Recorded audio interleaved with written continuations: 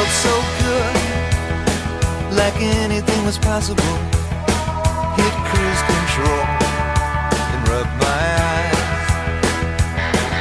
The last 3 days, and the rain was unstoppable. It was always cold, no sunshine. Yeah, running down a dream that never would come to me. Working on a mystery, going wherever it leads. Running down a dream.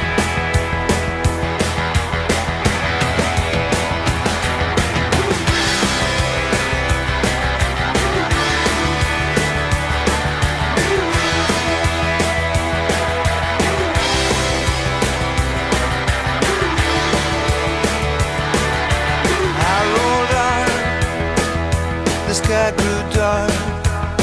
I put the pedal down to make some time.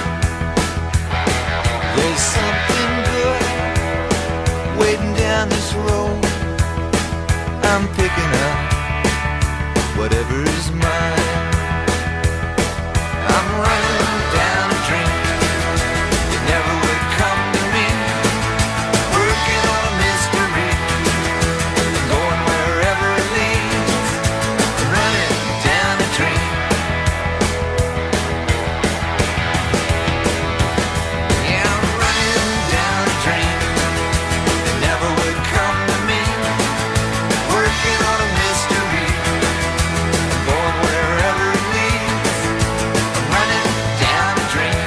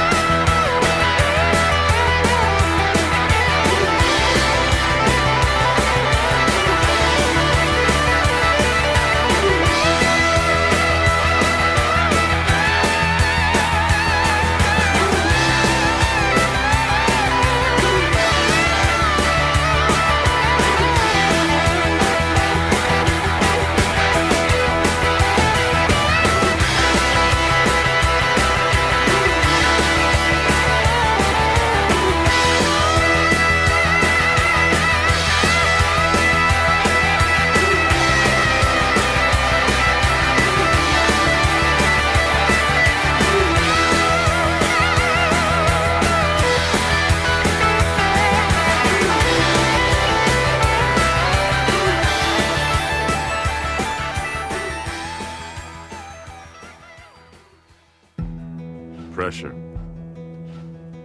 Pressure keeps us honest. It makes the whole engine run.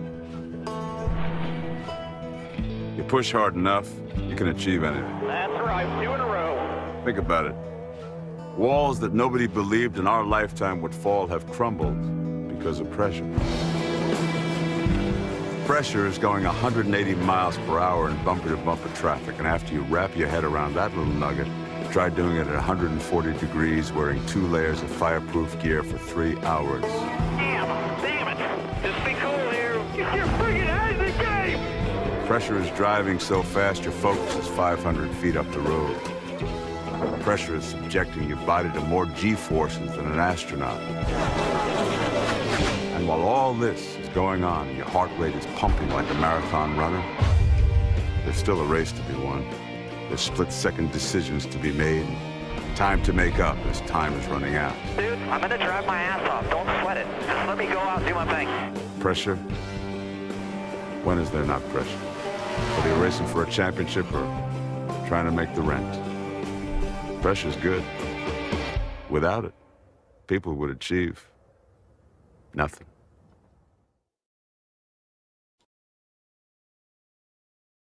Welcome to another Pony Express broadcast by Mark Dillon Jr. Let us start this show by bowing our heads for a quick prayer. Thank you, Lord, for another day of doing what we love. For this gathering of sim racers, and for the chance to pretend to be real race car drivers. We ask that you watch over these sim racers and their families as they gather together to enjoy the hobby of sim racing. May their spouses and children enjoy dinner, bath times, Netflix, and bedtime stories without them. May their calibration stay true, their racing rigs hold together, and their connections stay strong. May they treat each other with respect, avoid bogus black flags, and nail some green flag pit stops. May they return every night to see their friends and teammates, to click drive one more time, and to partake in the camaraderie that comes with being a part of the sim racing community. Father, we also ask that you guide and protect our veterans and their families as they make sacrifices so that we are able to spend a few hours in front of our computers trying to be like the king or the intimidator. And lastly, may we all have fun, win or lose, in your name. Amen. Now please rise and remove your hats as we join a fellow sim racer for his version of the Star Spangled Banner on guitar.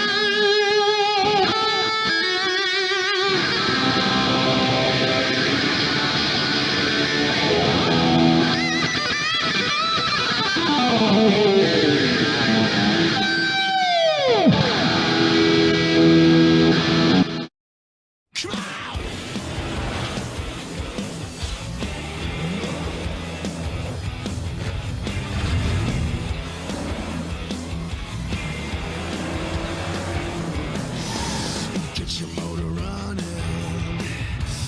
Head out on the highway. Looking for adventure. Land whatever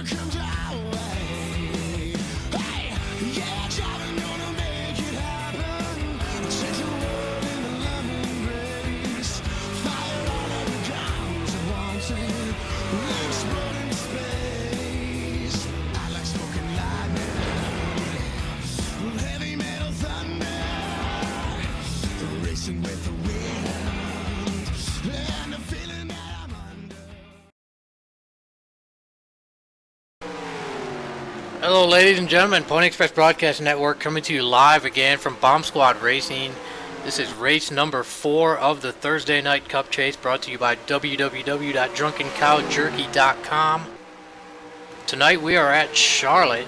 Joining me in the booth, we've got DJ Curtis, Blake Warren, and Mean Gene, Corey Williams. Guys, how you doing tonight? Doing pretty well here today. Yeah, it's a night race here for crying out loud, so we're going to see a lot of drivers possibly beat and bang here. It's a 1.5 mile racetrack here, so it's going to be a typical intermediate track here, but it's still got its perks and challenges on the racetrack, so a lot of drivers are going to have to overcome tire saving as well as strategy here to see who can be the victor here at Charlotte. I'm doing quite well. Been out of commission for the last couple of weeks due to an ankle injury, so while I will certainly say that it's going to take a long time to heal, watching some racing tonight definitely going to heal the soul for me.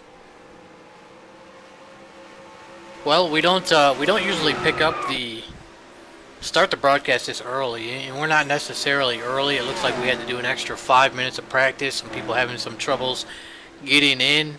But let's talk about a couple things. Let's start with you're gonna notice we've added some pink to the show tonight. It is Breast Cancer Awareness Month here in October, so we want to make sure we're raising awareness for that. Another thing to talk about, Tom Petty passed away just a few days ago, and so you heard some Tom Petty in the pre-race. You're going to hear some Tom Petty later on during the caution rewind, as well as the veteran salute tonight. And then the third thing to talk about, the points. This is the Thursday Night Cup Series. This is race number 4 of the 10-race chase. And it looks like Terry Scott, last week he had a 2-point lead heading into Dover. He finished 1 spot behind Texan. And so now coming into tonight at Charlotte, it's Terry Scott 1 point ahead of Texan with Chevy Chase just 15 points out. Guys, who are your picks to win tonight? Little Birdie gave me some insight, as always. Always get my insight from the drivers. My pick is going to be the 096 of Chevy Chase. I think he's got it tonight at Charlotte. I'm going to have to agree with you there, Coy. The 096 of Chevy Chase, definitely a fast car out there in practice, and certainly will do well in qualifying. And considering, as mentioned, he's only 15 points out, I think Charlotte could be a big money winner in the fact that he can gain a lot of time, a lot of points, and close up the gap even more so. Come from behind a little bit and push for that championship. I'm going to go with actually the points leader, BSR Terry Scott. I've heard he's struggling, but sometimes part of the track challenges are going to be having to deal with your race car here. So if he makes better adjustments in the run here, and if he survives, he could get some good points today and maybe gain some on his competitors. Alright, we see final practice wrapping up here. These guys are going to go to qualifying. Me personally, I'm going to go with the number 22 of Rick Craddock. He's sitting P4, 18 points out. You see he's fastest in practice, and being 18 points out of the lead, he could use a win. So I'm going to go with Rick Craddock at Charlotte tonight. Good picks. Everybody had good picks. Indeed. So Blake, we know you're coming off of surgery. You broke your ankle. What's the latest update? When are we going to see you back on the track? Well, I actually made an announcement in another league in that we're going to have an Indianapolis 500 event happen in 2 weeks' time. A week's time, roughly in that time. I'm planning on running that event, and if I can qualify in, my goal is to hopefully run. Doc said that my ankle is healing rather well, despite being broken in 3 places. I can't stand on it and probably won't be able to stand on it for another 6 to 8 weeks, roughly. But that doesn't mean it can't keep me from racing. I've actually been doing a lot of practice and running around with my left foot, seeing how that works with the gas and brake combo. I've occasionally used my right foot for the throttle, as I normally do, just having to use more at the knee instead of the ankle. So my goal is that, especially for the IndyCar Series in the IOIL IndyCar Series. I want to finish out the rest of the season after starting the first race at St. Petersburg. And then for the big old Talladega event that's going to be coming up here with BSR, my goal is to run that event, which will be my only start of the season, but it's going to be worth it. So while I can't stand, while I can't walk, while I can't really do a lot that I'm used to, I can race, and that brings a lot of joy to my heart.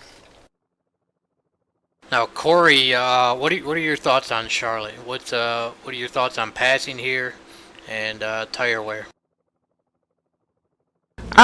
Charlotte's one of them tracks. It's hard to pass until basically the tires start wearing out, especially in these Cup cars. There's going to be some guys that save some tires. That's why I picked Chevy Chase. He's usually a guy that at the beginning of the run is back about 5th place, and then by the end of the run, when the tires are wearing out, that's usually when he's making his moves. It's really hard to pass at Charlotte, though, on fresh tires, unless somebody makes a dire mistake and washes up the racetrack. This track's got a lot of grip. They had a repave about 2010, 2011, somewhere around there. So it loaded this track full of grip. So when these tires wear out, that's when you're going to see most of the passing. And DJ, what are your thoughts on, should we see green flag pit stops tonight, pit entry and pit exit here? I think pit entry is going to be a bit of a danger spot here. Pit exit, maybe not so much. Maybe you just have to be a bit careful on the merging out. But just trying to get enough speed there so you can gain some time on some drivers that may be faster than you. You do need to be careful there because the transitioning may not be as rough as Dover's.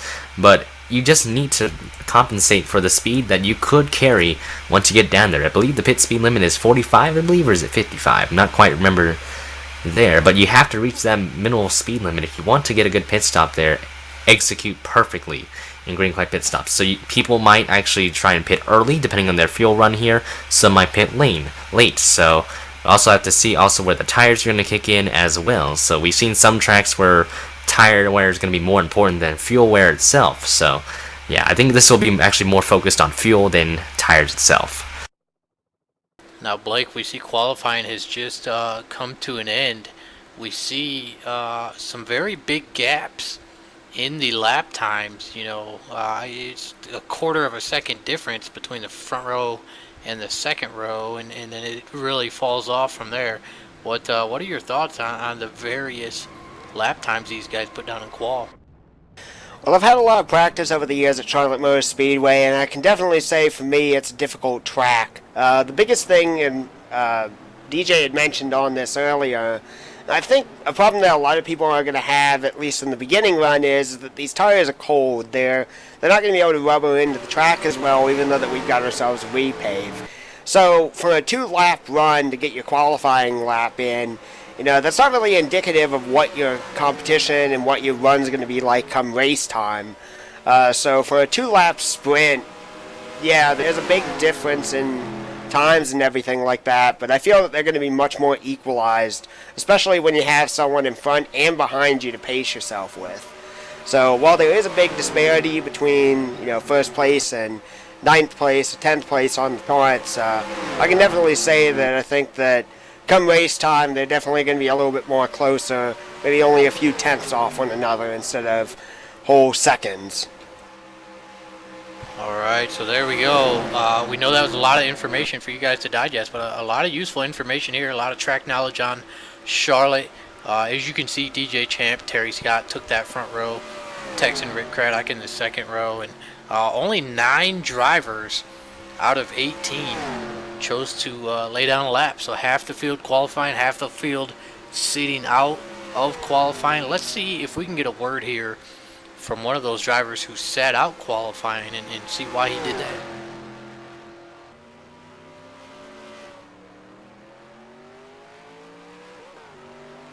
Larry Yeager, are you there? Yes, sir. So Larry, we're looking at qualifying here. We see half the field qualified, half the field did not qualify. You're one of the drivers who did not qualify. We wanted to get a reason on why somebody may have sat out qualifying here. I am not really good at Charlotte, so I elected to go to the back and try to stay out of trouble. That's why I didn't personally qualify. Now, Larry, we see coming into the night you're P6. You're only 23 points out. You're still in this title hunt with 6 races to go. What is your strategy tonight? Right around till we get to about 30 laps to go, and then just pick up what I can, get the best finish I can get. That's my goal for tonight. Hopefully that will entail something inside the top 10. And Larry, I got 2 more small questions for you. We're going to be running 160 laps tonight. What is tire wear like here, and what kind of fuel window are you guys looking at? Tire wear is pretty steep. Tires don't quite last a whole fuel run. I mean, they do, but they're pretty shatty by the time you get to the end of the fuel run. Probably about 35 laps in a fuel run. Somewhere between 30, 35. Some of the guys may get 38 DJ. Some of the taller gear guys. All right, guys, you got any other questions for Larry? Nope. Larry, you gonna try that high side tonight? I'm going to try whatever gets me around a racetrack. Let's put it that way. 10-4. Do you think that with the way that the track conditions are and tire conditions, as you mentioned earlier, we could see a lot of spins and a lot of wrecks tonight? That's correct. That's one of the reasons I'm starting in the back, trying to avoid and stay out of trouble. Keep the car clean to the end. All right, guys, that's BSR Hot Rod driver, the 65. Larry, thanks for chatting with us for a couple minutes, and good luck with your race tonight. Yep, thanks, Mark. Anytime. Great job, guys. All right, here we go. Happy hour ticking down, and the 91 BSR DJ Champ, our pole sitter, fastest in happy hour as well. Might be one of those drivers that we might underestimate, maybe, but the question is whether he's going to be good in either 1, the short run, or 2, the longer run here. We're going to have to wait and see where that 91 will showcase the driver ability here at Charlotte. Well, the one big thing that I've seen is not a lot of cars have gone the long run, like pushing at 30 or so laps in practice or in happy hour. So how experienced these guys and how much they're going to know in terms of the actual event, that's going to be led to be decided a little bit later, but just hope that everyone can get through this race fast and everyone can get through this race rather smooth. And one thing to keep an eye on tonight, you heard Larry, you're going to be looking at green flag pit stops around 35 laps tonight. And like he said, tires are definitely wearing here. I don't think we're going to see any 2-tire stops tonight, but maybe at the end, maybe somebody will try it. Yeah, I think at the end it's going to be the best spot. If you're a guy who hasn't not ran great all night long and you're still in the lead lap, maybe come in and get 2 tires, see what you can get, see if you can get a little bit better finish. But I want to see tonight. I want to see somebody get up on the high side. I think that's going to be the line on fresh tires. You keep all that momentum up on the high side down the back straightaway. I think you can make some clean passes that way. I might disagree with you on that part, though. I feel like it's more inside oriented, knowing most characteristics of Charlotte tracks. We've seen the inside line become more of the dominant line, but hey, you never know. You could be right there. The outside line could be a dominant line as well for cars on fresher tires versus those on older, which is, you know, the obvious advantage of fresher tires because you have less laps on them. So, yeah, we're going to have to wait and see what these drivers can showcase for us here. Hopefully, we have ourselves an entertaining race like we did at Dover at the end. Here we go, drivers being summoned to their cars on pit road. Quick update for the audience. BSR does have a one-time use only mulligan. What that means is the first 5 laps of this race, if there are any cautions or mechanical failures, they will restart the race only one time. Let's guys, I was just thinking of a new segment here. You know, we Pockets, head admin over here at BSR, you know, we all give him a lot of shit. Drivers, a lot of shit talking goes back engines. and forth. Let's start a new tradition here. We've made our picks for the win. Let's predict where we think Pockets is going to finish tonight. Corey, where do you think Pockets will finish tonight? Man, you can't throw me on the spot like that. He's helping me in Insomniacs. He's giving me them engines he has for Super Speedway. I think he If he's smart, he can squeak out a top 10. What about you, Blake? Starting 15th, a little bit far back in the field, but it is a long race. He's shown moments where he can be really, really quick, and moments where, well, a little bit of issues occur, like at Richmond or Darlington when I was broadcasting. But gotta be honest, I think he could probably squeeze in a 9th place finish. Not too high, not too low, but somewhere good for him tonight. I predict 8th place. DJ, what about you? I was about where I was going to say 8th place is probably the range I was going to go for. Maybe a bit outside top 10, so I'll actually say 11th. So. Alright, so 8th, 9th, a top 10 or 11th. So all of us predict between 8th and 11th. We'll see how Pockets does, and hopefully I'm wrong on that. Hopefully he gets the top 10. Yeah, hopefully he proves us wrong and finishes in the top 5. We'll see. Pace car going to pull off here though, and we're going to get this race underway. Best car goes down into the pit lane, and the green flag is gonna wave at Charlotte Motor Speedway.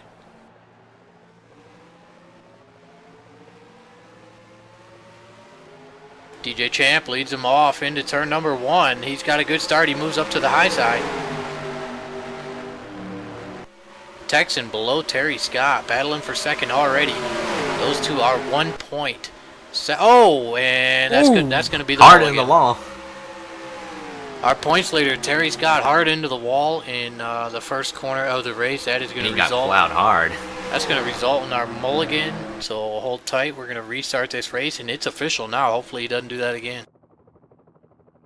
Drivers, to your cars. Time to re-rack them and restack them. I don't think they got those backup cars into play.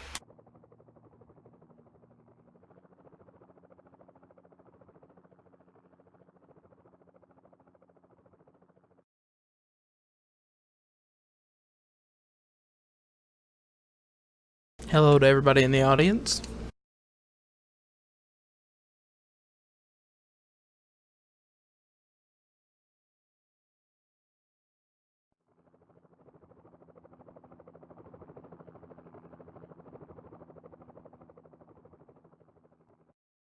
And here we go, just 10 seconds to go before we get the command to fire engines once again. I want to give a quick shout out to Bruce Fallon over at ECT for painting up that Pony Express Drivers, Camaro pace car. Start your engines. Also want to give a shout out to BSR RJ Rusty at the Medicine Chest Pharmacy and Camera up there in White Bear Lake, Minnesota. BSR Scar of WLS Graphic. Hello Sunshine, hello Drunken Cow Jerky. I know I'm probably forgetting some people now. All of the great sponsors over here at Bomb Squad Racing for doing everything that they do for sim racing. Yep. And tomorrow night we're over at Insomniac for some late night super speedway racing. Tomorrow night, Pony Express will be burning the midnight oil over at Insomniac's live from Talladega. I believe Corey's going to be running in that race. Yep. Sure am. I'm really excited about that race. I got a good nationwide Chevrolet. Talladega, from my recollection, right? Just to make sure. Yep, Talladega. And it's usually a switch between those two tracks, Daytona or Talladega, two of the greatest super speedways for NASCAR. So, yeah, it's gonna be fun to watch that. Well, yeah. Also, Brian and Kathy Voiles of Voiles Trucking. They're actually sponsoring that Insomniac series in tomorrow night's broadcast, as well as numerous shows over here at BSR, so I forgot them and I apologize. As the pace car pulls off, and this race will be official when the green flag waves. Green flag up in the air again, and we're going green at Charlotte. We're official. Texan got a little squirrely on that start. Once again, DJ with a good start, gets out there in front of Terry Scott. Now the front three are single file. You see Momo out there on the high side, about 5th place. Everybody quickly getting into single file. They know this race is official and they will not. Oh, and look at BSR RJ Rusty. He got hecka loose down that backstretch. He had to swerve quite a bit there. And held Bomb up, as well as Jimmy Dale, as they round turn number 4. BSR DJ Champ will lead lap number 1 in the event. DJ Champ quickly jumping out to about a half a second lead. He must plan on a lot of cautions because he is not. It doesn't appear that he's planning on saving any tires. Nah, he's gone. He's pulling away in that STP Dodge. Meanwhile, Rick Craddock gets by Chevy Chase, takes over P4. Momo up to P6.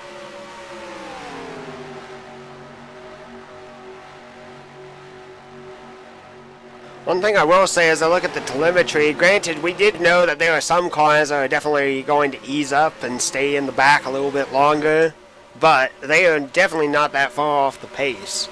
Here comes Texan for second place. Gets by Terry Scott. That means as they run, we would have a tie for the points lead. Yep. Spin in the back there, looks like Magoo has hit the wall for turn 4 there, if you just want to notice that back there. And the 144, looks like no caution on the track there, so they're still going to be racing it back here. So DJ Champ still pulling on to a solid lead over BSR Texan there and Terry Scott. We're still clean and green after Magoo goes around. That's a tough break for Magoo. He came into the night 5th in points, just 22 markers out. He's got about 156 laps to recover, though.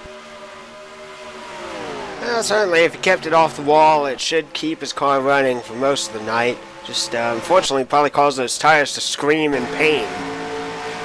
Oh yeah, those tires are probably done. Here we are taking a look back at our race leader, BSR DJ Champ. You can see he's really opening up that gap now, a second ahead of BSR Texan. Meanwhile, we've got a prediction from Randy Claflin out there viewing. He predicts Pockets will finish in 5th place tonight. Overachieving on that one, I think. Right now we see Pockets back there in 15th place, but still a whole lot of race to go tonight. Yep. Definitely a solid battle for 4th place right now as we got Chevy Chase. Craddock and Momo, looks like those three are going to be in quite a dogfight here in the turn number 1. Chevy Indeed. Chase gets the advantage there. Rick Craddock hung out on the high side. Nelly going to try and follow Momo through there on the low side as well, and here comes BSR Rusty. Definitely a loss there for the 22, but always time to recover.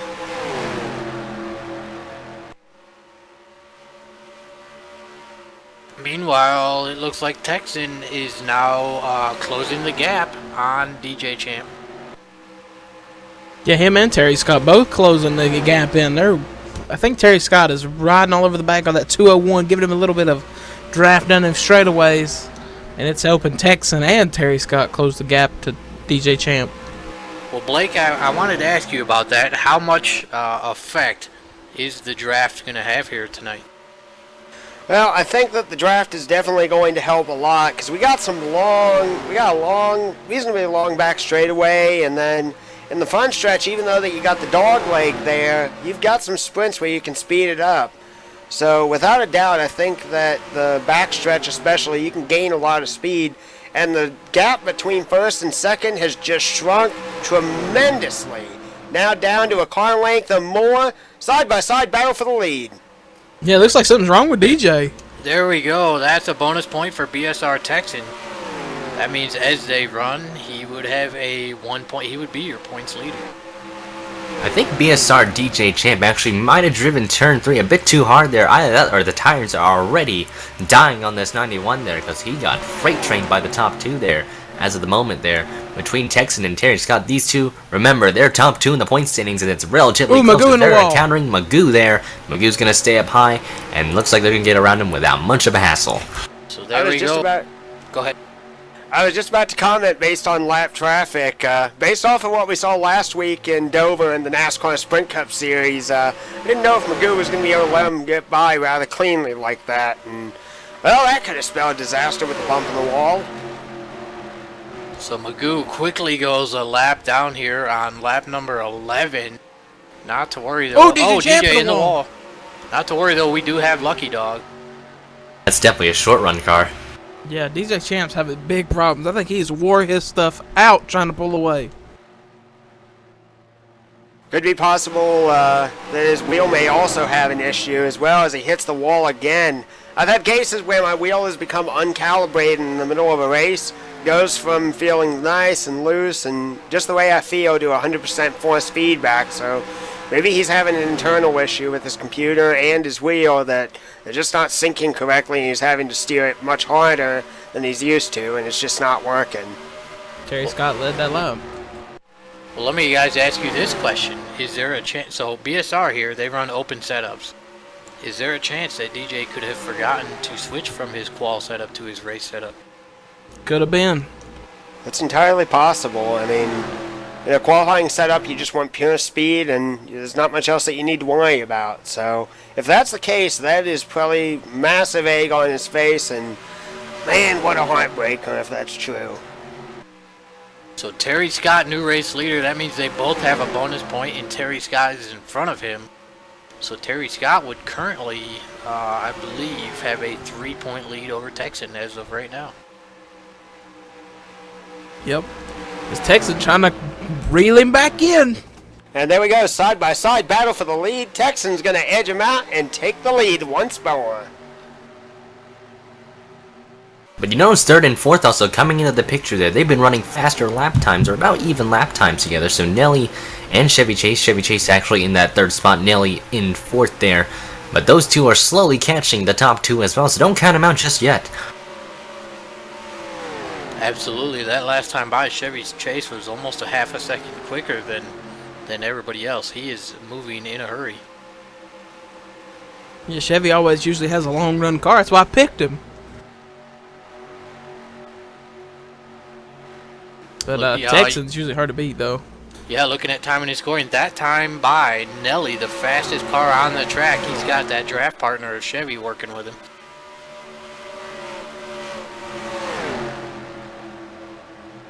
I know the cars look very similar, but Chevy driving the Drunken Cow Jerky Ghost flavor, and Nelly driving the new Medicine Chest colors up there in White Bear Lake, Minnesota.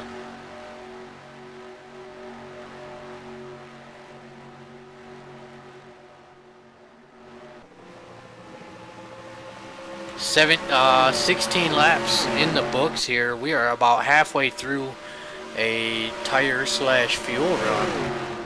We were expecting a lot of self spins and a lot of cautions tonight, but it looks like we may just start this race out with some green flag pit stops. And And like I we got spoke too ourselves soon. yellow. Yep, caution's out. Looks like Magoo has wrecked in turn number 3 there, and looks like it might have actually been initiated down the backstretch. So car number 144's days looks like it's just gone from bad to worse here. He went a lap down earlier after a self spin. You see him spinning the car again, but what a tough break for Magoo. Alright, so here it is. First caution of the night. We're on lap number 18. We're going to head over to the caution rewind screen. We'll go get you an instant replay of what happened to Magoo, and we will be right back.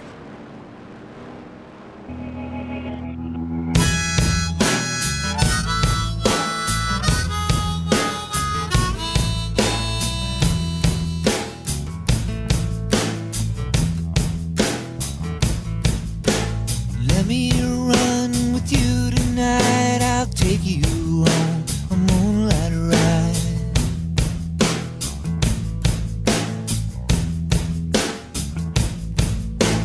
There's someone I used to see, but she don't give a damn for me.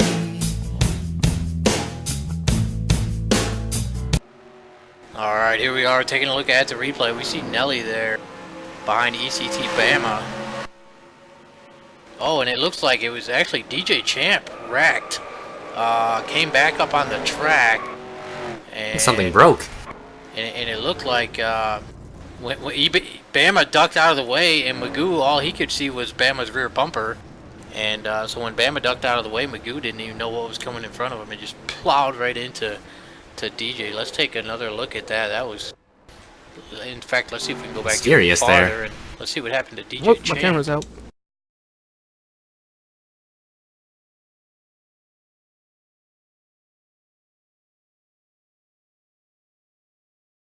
Alright, so here we are looking at DJ Champ now. Let's see what happens to him. So it looks like he just comes into the corner, bounces it off the top wall. shoots down into the inside wall, back think up something into broke the there. outside wall. Yeah, Magoo, by the time he saw DJ, he locked the tires up but could not avoid him. So looks like that's going to be the end of the night for DJ, and not good for Magoo.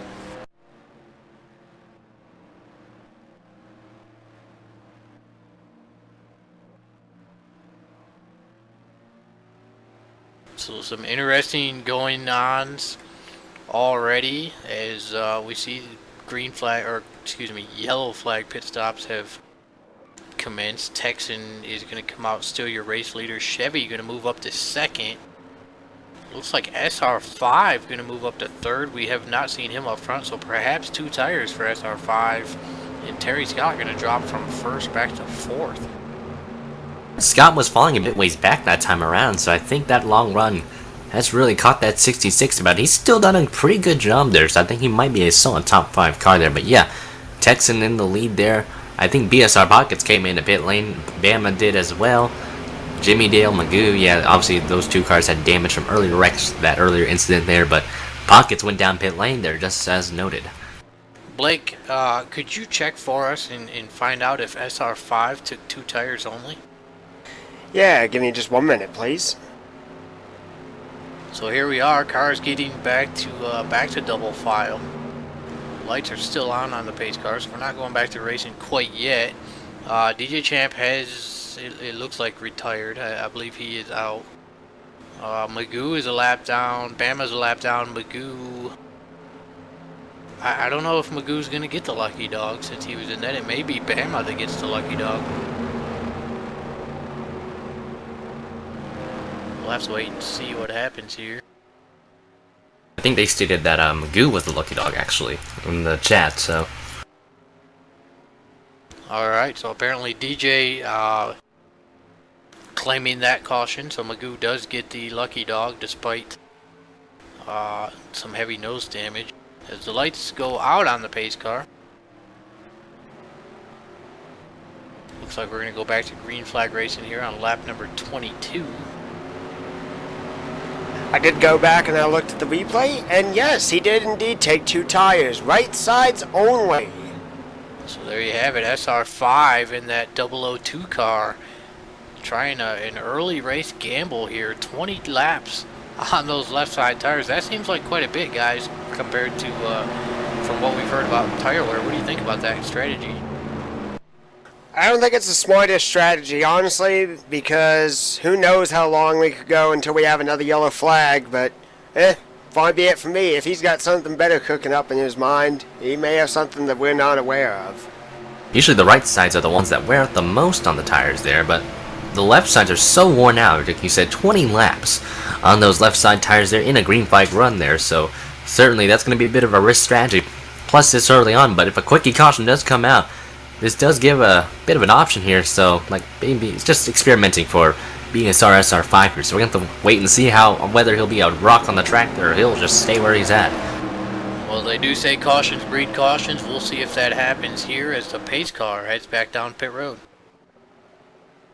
Here we go, lap 21 coming on 22, and the green flag is going to wave once again here at Charlotte Motor Speedway.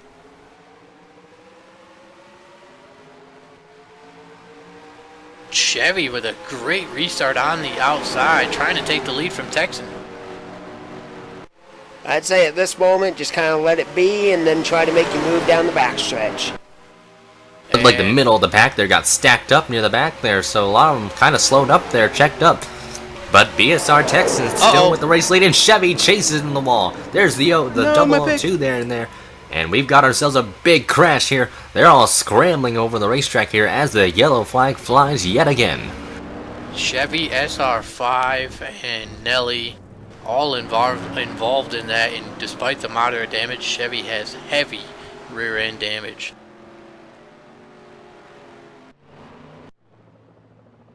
You know what they say, when you have heavy rear end damage, it makes that car a little bit looser.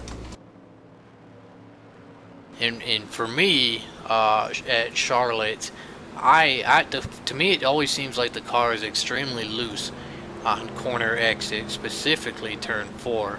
So I would not want my car to be any looser.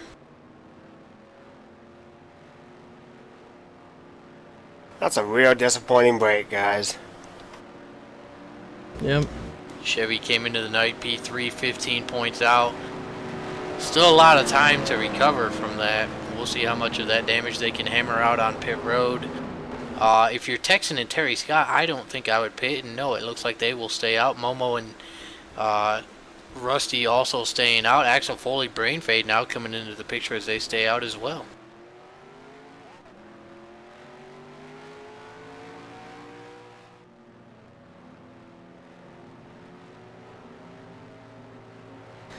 Yeah, disappointing, because, I mean, we were just talking about BSR, SR5 making his 2-tire pit stop. Well, now as he comes into the pits as I watch him, it looks like this is going to be... he's definitely getting right side tires, possibly left sides as well. I think after he spun, I think he definitely won left side tires too. Both tires, Yep, all four. Might as well. 4 tires all around. So, unfortunately, that strategy did not work out for him, and to throw an insult to it as well as the fact that he got in the wreck. Watching Chevy chase his pit stop, they kind of beat that back bumper back straight on that number 096, so he might be fine. The big question that I have is really what got him around in the first place.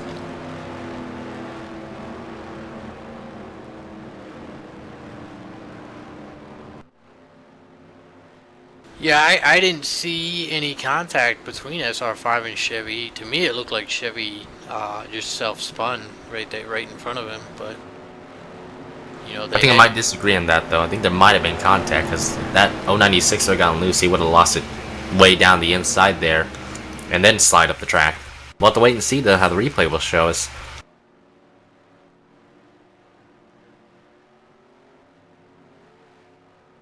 So now it looks like it's going to be our points leaders, first and second in points, first and second in the race. Texan and Terry Scott up there on the front row. Momo and RJ Rusty on the second row. I did actually go back and look at the replay. It looks like it was a combination of a minor tap and slowing up just a little bit too much into the corner that sent everyone into a frenzy. So that's just championship racing here at Charlotte, especially on cold tires right after a restart. Yep. Luckily, they got the back end fixed on Chevy's car, because if they didn't, there's a lucky thing with between fixed and open setup racing. Fixed setup racing, if you damage that back end like we saw on the 096, it's just going to make your car looser, and you can adjust. At least in an open set race, you can adjust your car to your damage. So Chevy just had to make his car a tiny bit tighter and try to not get it too tight where you plow on the wall. But they got that back bumper fixed on the 096, so he should be clean and ready to go back racing. Well, the one thing I was going to say was, as well, it's not Friday the 13th or anything like that. There is a big harvest moon out in the sky here on October 5th, so definitely without a doubt, I think we've got a little bit of superstitious luck following us tonight. Full moon Thursday night.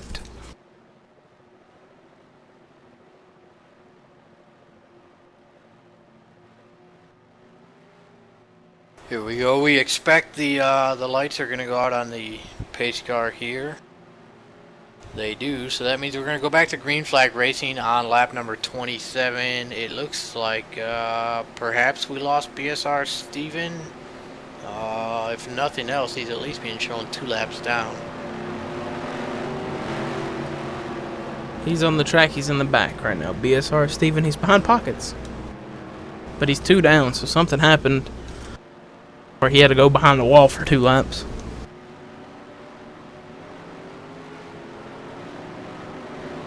There's Jimmy Dale and BSR Hot Rod down coming out of pit road. Making last second adjustments before this green flag comes out.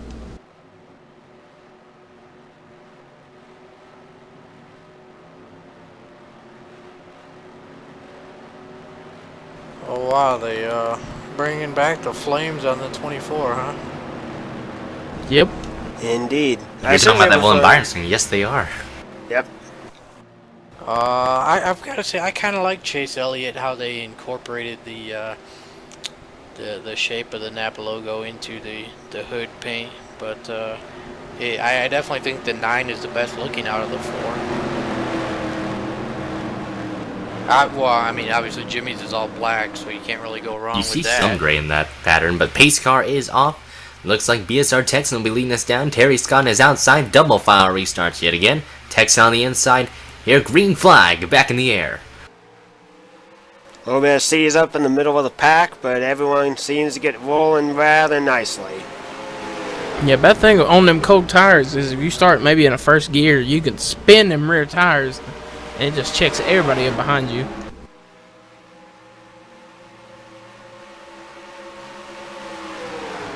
Battle for the lead there. Looks like Texan went up high there, and Terry Scott's down at the bottom, but Texan holds his ground there, and the 201 car will hold on to the race lead there from a hard-charging Terry Scott there in the Toyota.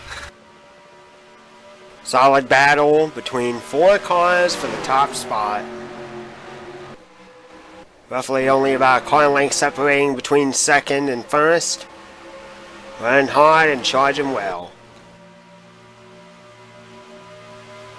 Surprise, surprise, by the way, Axel Foley running up in 5th place. Getting into the hunt now. Our buddy the Chameleon up there in 5th. Running a Chameleon car. So not sure what happened to BSR Steven, but he did get his laps back. DJ Champ is out of the race. The other 17 cars that are still in the race, all of them on the lead lap. Yeah, tough break for DJ Champ. He had a fast car, but I think he had his qualifying setup still in. New race leader, green. Terry Scott. Momo trying to get under Texan. Texan shuts the door. Dangerous, dangerous fire. Oh!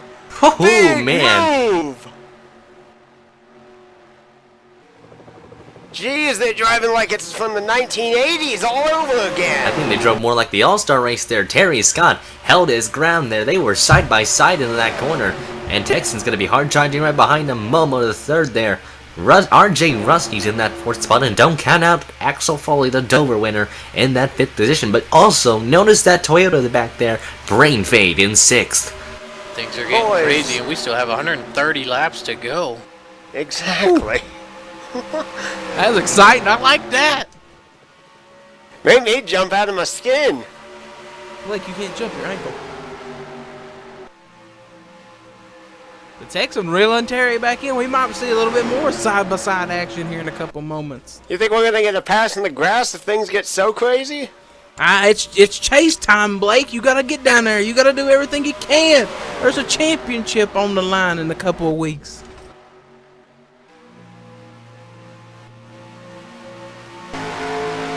These two have balled out all season long. I think it's down to 3 points Terry Scott has over Texan.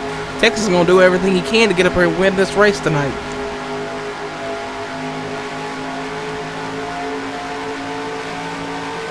And Rusty hit the wall a bit off of turn 4 there. And Foley's going to try and take advantage here. This is for the 4th spot. Our good buddy, the Chameleon there, Axel Foley. Ooh, RJ in the wall. Look like a tire went down. Crashing back there. That is Nelly spinning around out of turn 2. And that's going to bring out the yellow. He's put the car on stop there. And looks like BSR Quack has crashed down the backstretch as well. Both medicine chest cars in that caution. Alright, here we go. Caution out on lap number, coming to lap number 34. We're going to head over to the caution rewind screen. Let's go back and see what happened to Nelly. Well, let me get to the point.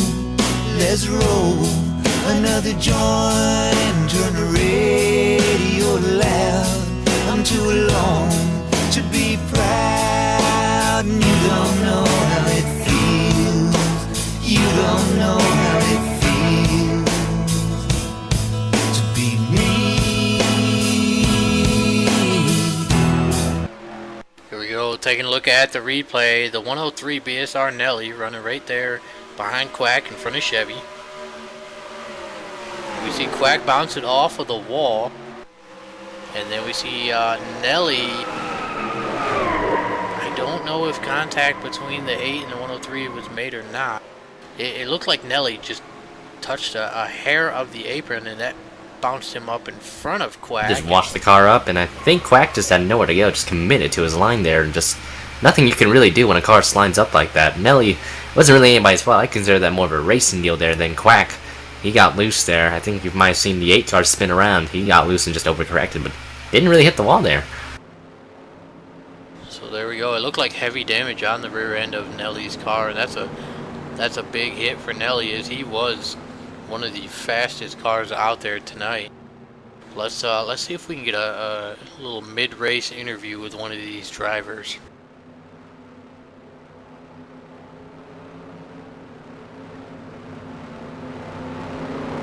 Pockets is in the booth. Look at this. Got 4 villains chilling, listening to some Tom Petty, watching some sim racing. What's up? Hey, so I've got to ask, have you heard about the new segment we started tonight? No, I have not heard about the new segment, but I'm dying to know. Lay it on me. Well, so pre-race, we all made our picks of who we thought was going to win the race, and we started a new segment tonight on where do you think Pockets is going to finish? That's a pretty good segment, if I do say so myself. So where do y'all think I'm going to finish? 10th. 11th. 10th? Me and Blake said 9th, Corey said 10th, and DJ said 11th. Oh, none of y'all have looked at any statistics or anything like that. Y'all are just pulling that out of your ass, basically. Hey, somebody in the chat said you'd finish 5th. Yeah, if it makes you feel any better. Now, whoever that... Randy Claflin said you would finish in 5th. Now, see, Randy is a stats guy. Randy, he knows a lot of stuff. If you notice Randy on Facebook, he knows all those old NASCAR guys. You throw a picture up there, Randy knows his business. So, listen to Randy. I like that. I've got a good feeling about that. Thank you, Randy. Now, Pockets under caution here at Charlotte. How's your race going so far? My race is going pretty good so far. We're trying to see what this car is going to do on a medium to long run.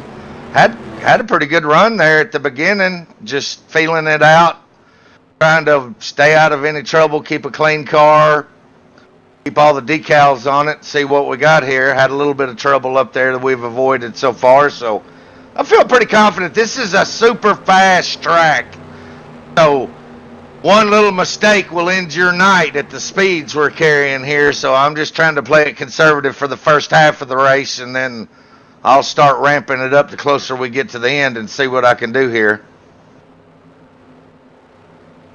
Now, Pockets, I know you're a junior fan. Did you get a chance to see the new Hendrick paint schemes today?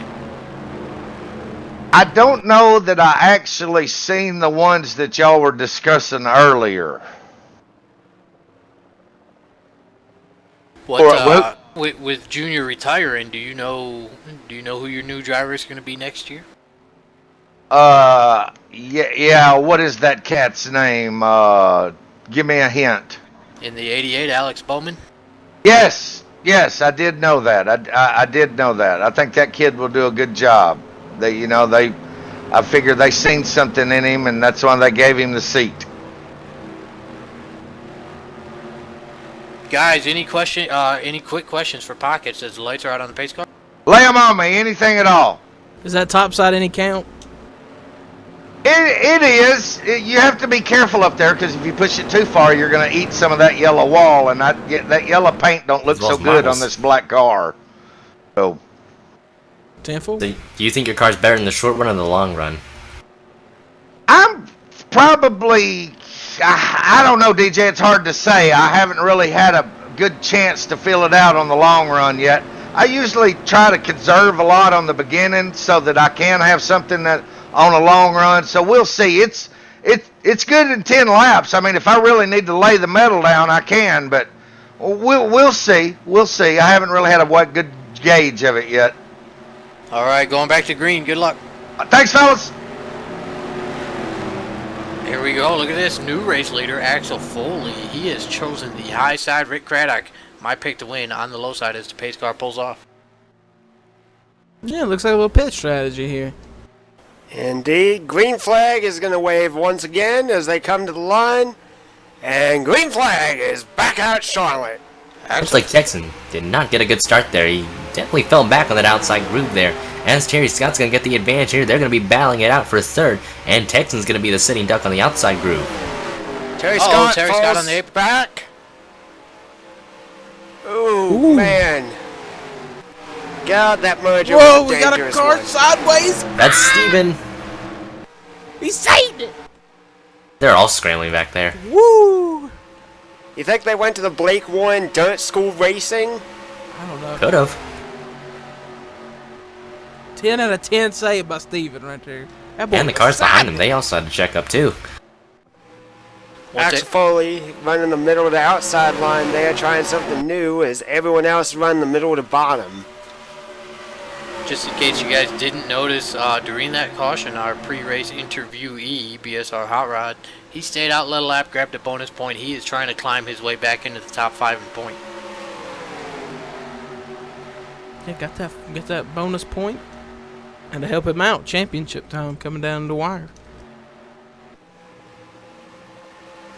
In about 20 laps, we'll only have 100 laps to go. Big question is when do people start putting the pedal down in the middle and rocketing their way up front, as we've got a position change for second place. Yep, Texan on a charge.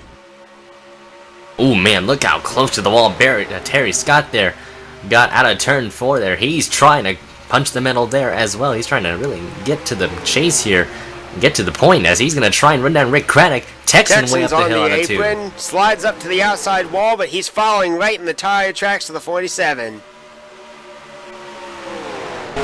Look a little bit further back in the field. Guy who spun out early, hit the wall a couple of times, brought out a first caution. BSR Magoo currently in 7th spot right now. Side-by-side battle for the lead. Texan slips on by to the inside, makes a clean pass, and he's going to be a brand new leader.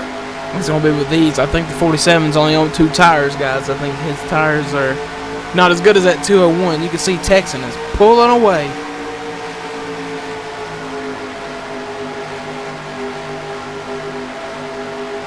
Solid single file line from second on back. Here we are riding in the cockpit of the 22, running in 3rd place, right in the thick of all these drivers battling in the top 6. So you got a good eggs out for 2, but he gets loose and spins the car around. It's like Craddock spun the car off. No caution. Caution's out. There it is. And we took a ride in the cockpit there as we rode along with Rick Craddock as he self-spun. I swear I did not mean to touch the steering wheel while we were in there. Well, you're not a supernatural being there, but I think you might have hit that apron there. That might have assisted him getting loose off of turn 2. Once you hit that apron, you do tend to overcorrect. I don't think Rick Craddock's the caution. There was a crash on the front straightaway as well.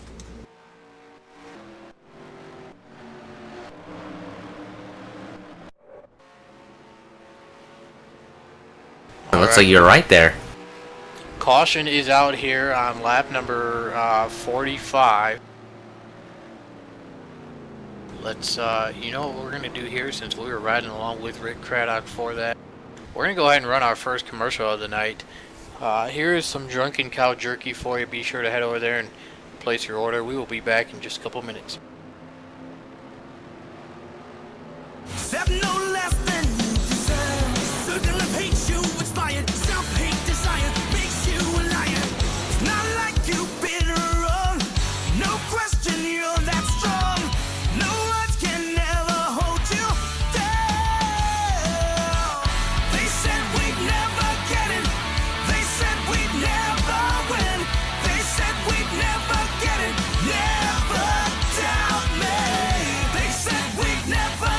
I'm Matthew JC. JC All-Stars here. This is Drunken Cow Jerky. This is the best jerky in all the land. Trust me. It's all a lie. You feel this fight. That's just more fuel for you. Don't lose your mind. It's worth your strife. Take hold. It's all for you.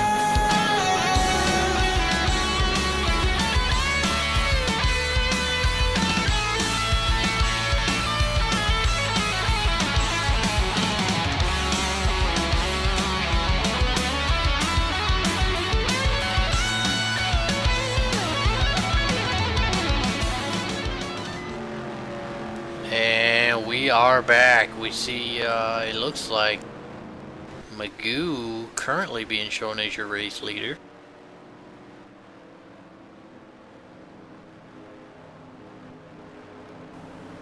If we do have time to go back and look at the actual replay for the big incident on the front straightaway, I've been looking at this thing. It is as crazy as you can see from any angle. We probably should check that out, guys. Blake, who was in that wreck? Jimmy Dale was involved. Hot Rod. Steven, Hot Rod, and somebody else. Steven, I think. Ow! All right, Steven, Hot Rod, and Jimmy. All right, here we go. Let's send it back there and go look at it. We're still under caution. We don't have nothing else to do, so we can go back and see what happened. I think that might have been the reason the caution came out instead of Craddock's spin, to be honest. It's just strange and coincidence that it happened all at the same time.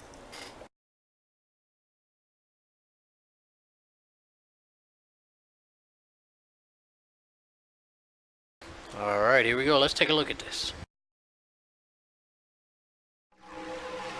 So we see Steven, we see Jimmy Dale, we see Larry Yeager. Oh, Steven gets loose right in front of Jimmy Dale. And then Hot Rod into the back of Jimmy Dale. Jimmy Dale through the grass, Larry through the grass. And then Larry gets into the driver's side door and flips Jimmy Dale over on his lid, who barrel rolls a few times. And comes to rest on his roof, and then it looks like Larry helps him back onto all four tires. So yeah, that was quite the ride for Jimmy Dale there. Flipped him over like a turtle. Like a turtle. Yep. I'm just wondering why we don't have drunken cow jerky girls at the racetracks.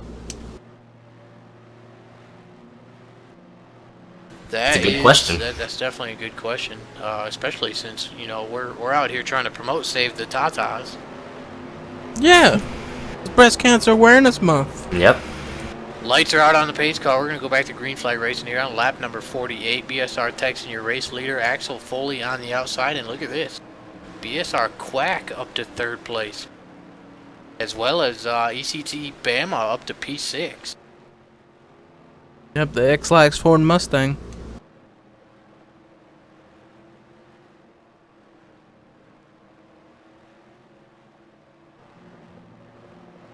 I'll tell you what, you can just go eat one of those hot dogs from the concession stand, and you won't even need that X-Lax. True, true.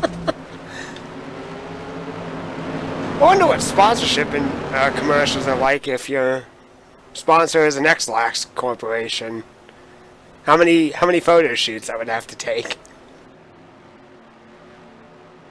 Plenty. I heard X-Lax is the official sponsor of the National Hot Dog Eating Championship. For real.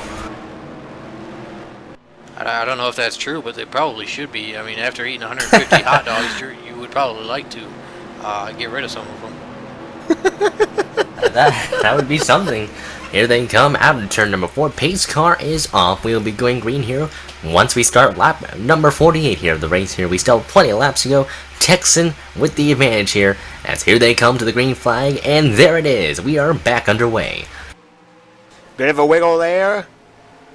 Yeah, it looked like a lot of wheel spin for Texan as Axel Foley jumps out to the lead.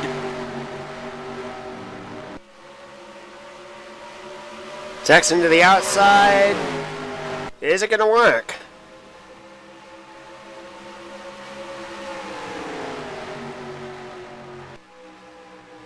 He's definitely able to make it work there, as Texan's still going to reel him in. Look at the run he gets off at turn number 4. Great center from BSR Texan. He's on the charge.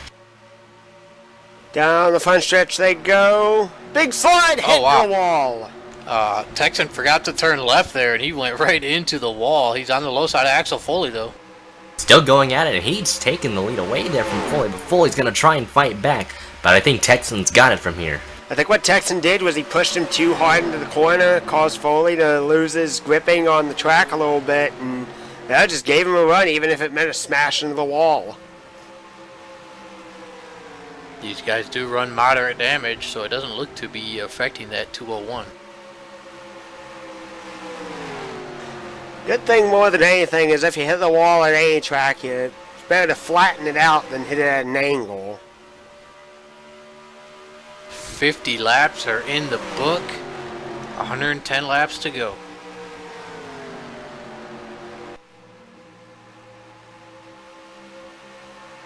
Look at BSR Quack though, running in that 3rd spot. What an excellent run for this 8 car here. Definitely holding his ground pretty well here, but I think Terry Scott and the others aren't going to be as patient as they are in the championship hunt. I'm not quite sure where Quack is in the points actually, but yeah, they're definitely going to try and get around this 8 car ASAP there. Terry Scott comes into this race as the points leader, and with Texan leading laps here, this isn't good for the 66 car. Well, Quack's going to move to the outside. The question is the 66 going to be able to get down to the inside of him?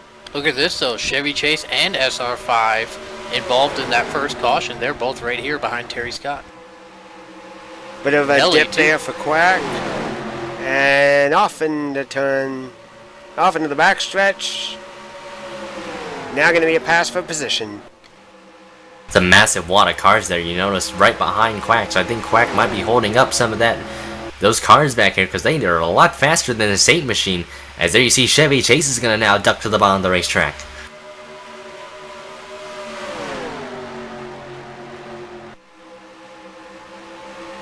Looks like the 8's getting both a bit tight and a bit loose in the apex of the corner. So there we go, Chevy gets by, SR5 gets by, and SR5 gonna pass Chevy as well. And here comes Rusty low on Quack. Nelly trying to follow him through. Oh wow, what a slide job by the 2. And the 8 got loose off of 4 there. I think you might have seen the 2 get loose as well. RJ Rusty's definitely fighting a loose race car here. That Ford Fusion is actually pretty fast so far.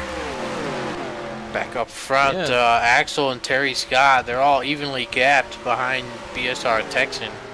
55 laps here. Let's see who has run the fastest lap of the night. And it is the 66, Terry Scott, the only car to hit the 28-second mark tonight. That means it's Terry Scott hiding something. He's the only car to hit the 28s. Is he saving his stuff right now? Or it could be using that Toyota Magic that Martin Truex Jr. and Kyle Busch have been hiding all season long. True. Well, I can tell you this right now, Terry Scott is gaining 1/4 of a second a lap on Texan as he goes by Axel Foley for second, and he is quickly closing in on the leader. Caution down the track, and it's BSR Quack in the wall in turns 3 and 4. He's got the back end destroyed on his race machine, but the yellow flag is out here for, I believe that's going to be the 4th time here today. So tough break for BSR Quack. We were mentioning him in the top 5 there, and he felt like a rock there, and now he's in the wall. All right, let's quickly head over to the caution rewind screen and see what happened to BSR Quack.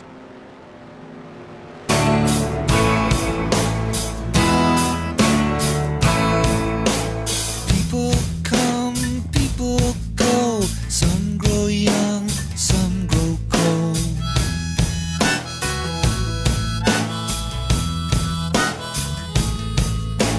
I woke up in between a memory and a dream.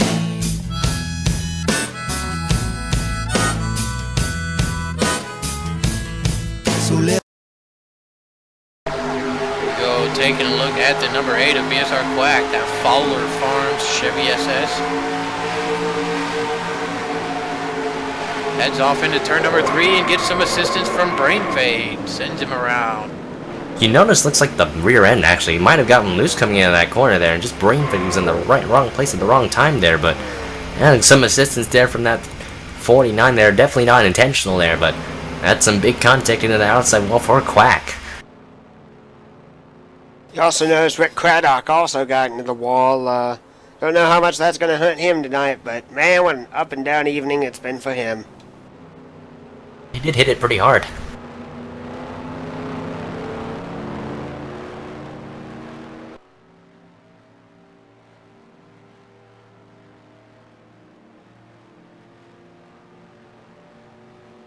Cars are on pit road. Jimmy Dale stays out, leads a lap, grabs a bonus point.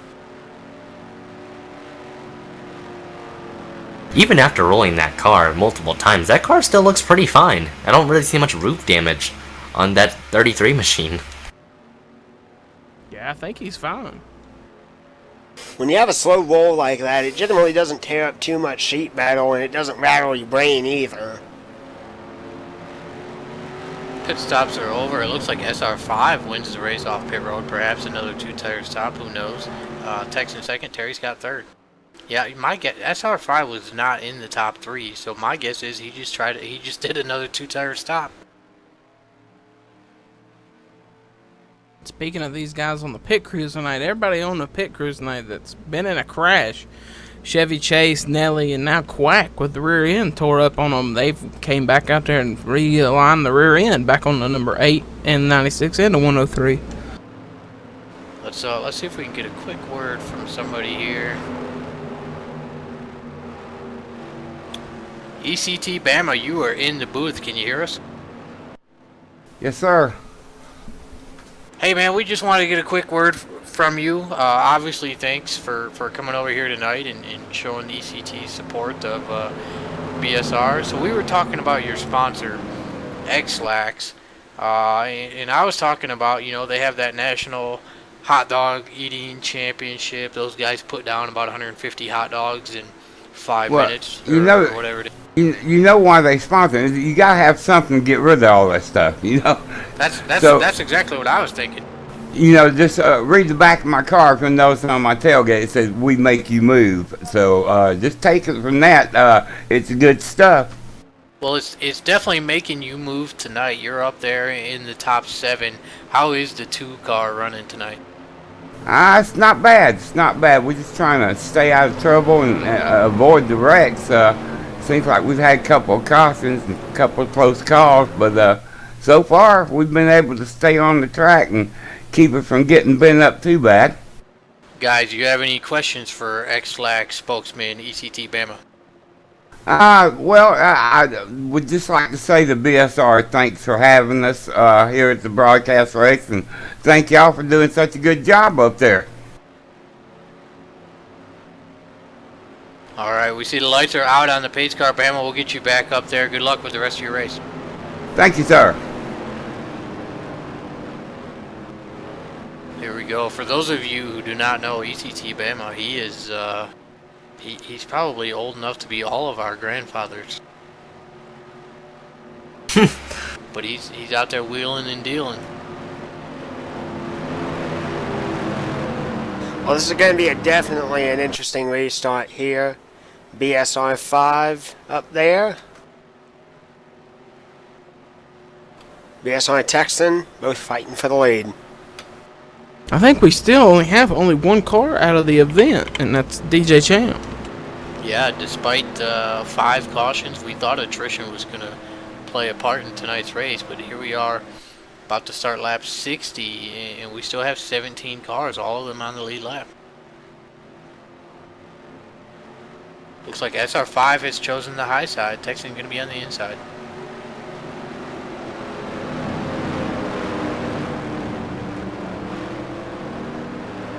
It will be 101 laps to go when the green flag flies. Pace car is in. BSR. SR5 will be leading us down to the green. And green flag is gonna wave. Bit of a stack up in the front. Everyone's gonna push for that, for another position though. And Texan gonna get the good jump. He's gonna take out the lead. You have to wonder if those 2 tires, it looks like it caused SR5 to... He did it again! There he goes. He spins around out of turn 2 in front of the pack. And more cars wrecking near the back of the pack. This is the and big that one, looks boys. like Momo's in the wall. There's the 2. And they're still crashing. Oh, Quack just T-boned the shit out of BSR Steven. That's heavy side damage to the 510 car. I mean, generally we don't see this stuff at Charlotte. Usually we see this stuff reserved for Talladega, or Dover, or Daytona. Never usually at Charlotte. And it looks like that is going to be the end of the night for SR5. Yeah, he backed her in the fence pretty good that last time, and I think it was killed. So, Texan, your race leader, going to be Terry Scott, Axel Foley, Chevy Chase. I suspect they will probably stay out this time by. barely got some rubber in those tires, to say the least. So yeah, that's what I would recommend too. They barely got a lap in there. Heck, even 2 corners. Yeah, unfortunately, the 002, he has retired from the event. Yeah, he's done. BSR Steven is pretty torn up. Somebody else, I think it was one of the medicine chest cars. Yeah, I believe it was the 2 RJ Rust. It was the 2.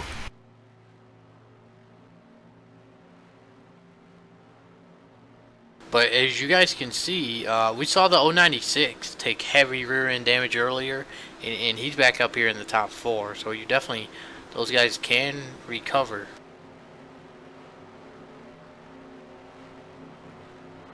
A little bit of sheet metal, some duct tape, and some hammers down there on pit road, and they can get that car right back out there and up to speed. Luckily, there's no 5-minute crash rule there, damage rule there, so they can be there as long as they can. Yeah, I'm watching BSR Stevens pit stop right now, and they're hammering away on the sides of that 510. They may be best off just cutting that sheet metal off and exposing those roll bars in there.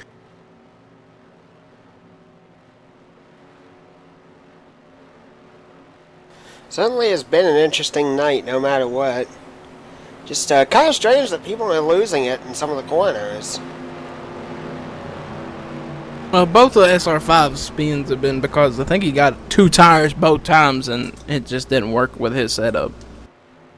No, especially now when the tires are cold. It looked like it caused him to spin him on the restart, and then he just headed off into that first turn on cold, old left side tires, and it went around.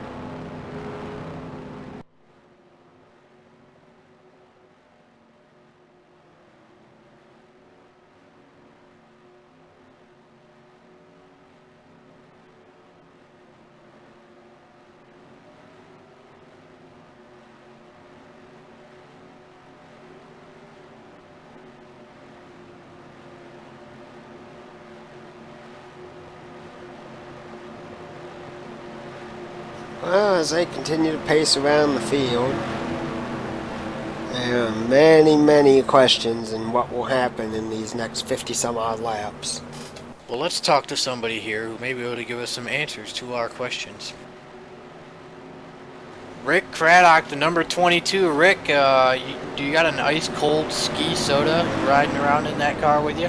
And I wish I did. That may be something I need to learn how to rig up. It might help me. Rick, how's that 22 doing tonight? You know, I don't know. It's been an up and down night. Early on, I drove too hard, wore my tires down too quick, had to back off, let people through. I just gotta take it easy. I've been caught up in the middle of a lot of stuff and self-spun once, got down on the apron, so keeping my crew busy tonight, that's for sure. Rick, we had just happened to be riding in the cockpit camera of your car when you did that self-spin, and I gotta tell you, I almost threw up. Well, there was ski going everywhere in the cockpit in here, so it's probably a little sticky in there now. Yeah, I gotta clean my visor. Well, certainly if you win the race, at least you get drenched with it, and you get to celebrate too. That's right. That's right. I'm hoping I got something for these guys. We got Terry and Texan are both really quick. I just got to take care of my tires and just hope for a longer run. I think we'll be all right. All right, Rick. We see the lights are out on the pace car. You guys are going to go back to green flag racing. We'll let you get back up there. Good luck with the rest of your race. Thanks, guys. Y'all have a great night. Thank you, man. That just happens to remind me of another BSR sponsor that we got to give a shout out to, Realtech LLC, Rick Craddock. So thanks to them.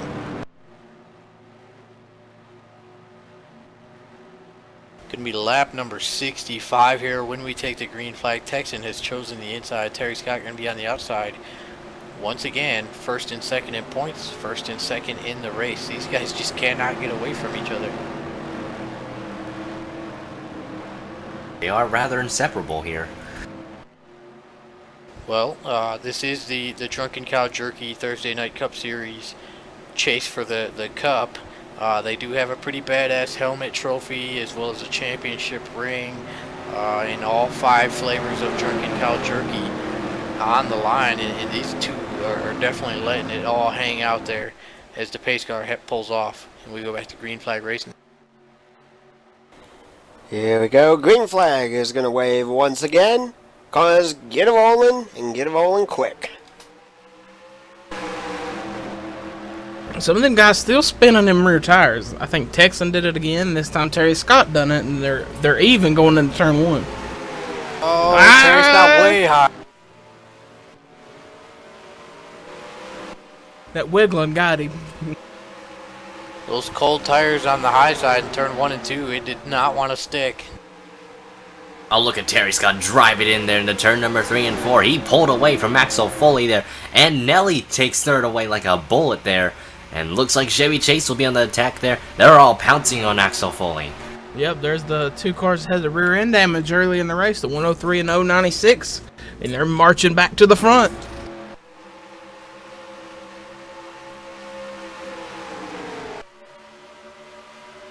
Yeah, I noticed as they were going into the turn, Axel Foley went swinging in a little bit loose, swung tight, and then everyone shot to the inside of him. So right now he's just taking time to regroup and trying to get back in the rhythm of things.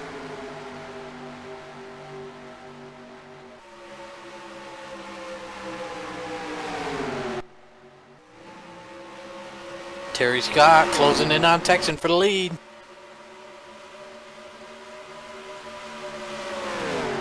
Terry Scott does not want Texan to get that bonus point for leading the most laps tonight.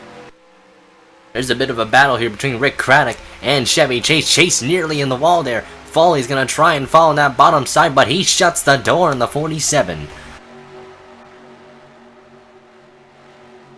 Chevy on the low side takes the position.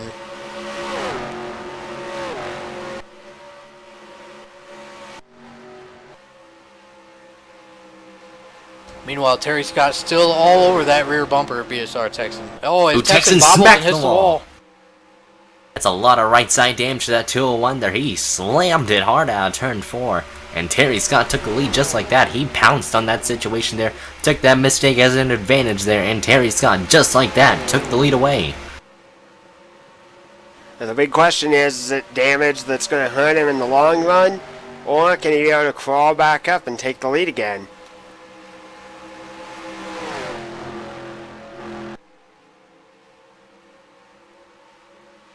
I guess one final big question is we also hit 50 laps to go is when is the next pit stop going to be, or is there going to be another pit stop? Are people actually going to try and push it all the way to the end? Well, we heard from... Oh, certainly there will be some green flag pit stops though.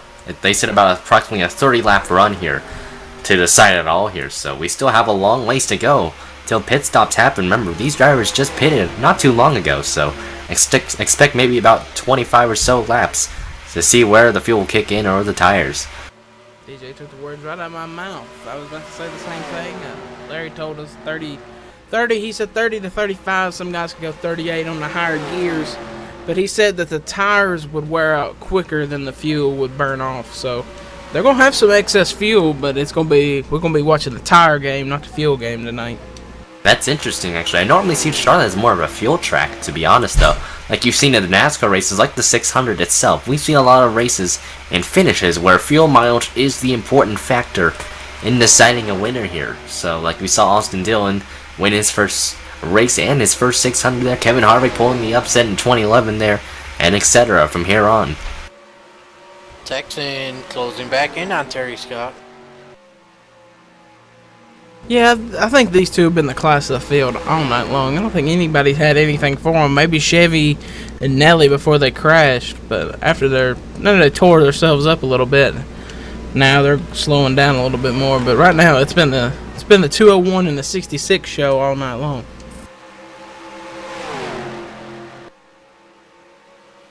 And 201 after pancaking the wall, he's catching up, and he is catching up fast. Yeah, sometimes when you pancake that wall, it readjusts your car Maybe he's a little tight. He popped up against the wall. Didn't mean to, though. You know, he didn't 100% say, I'm going to hit the wall to make my car get a little bit better. But sometimes when you hit the wall a little bit, it makes some cars run a little bit better. And there he goes to the inside, passes by for the lead change here at Charlotte.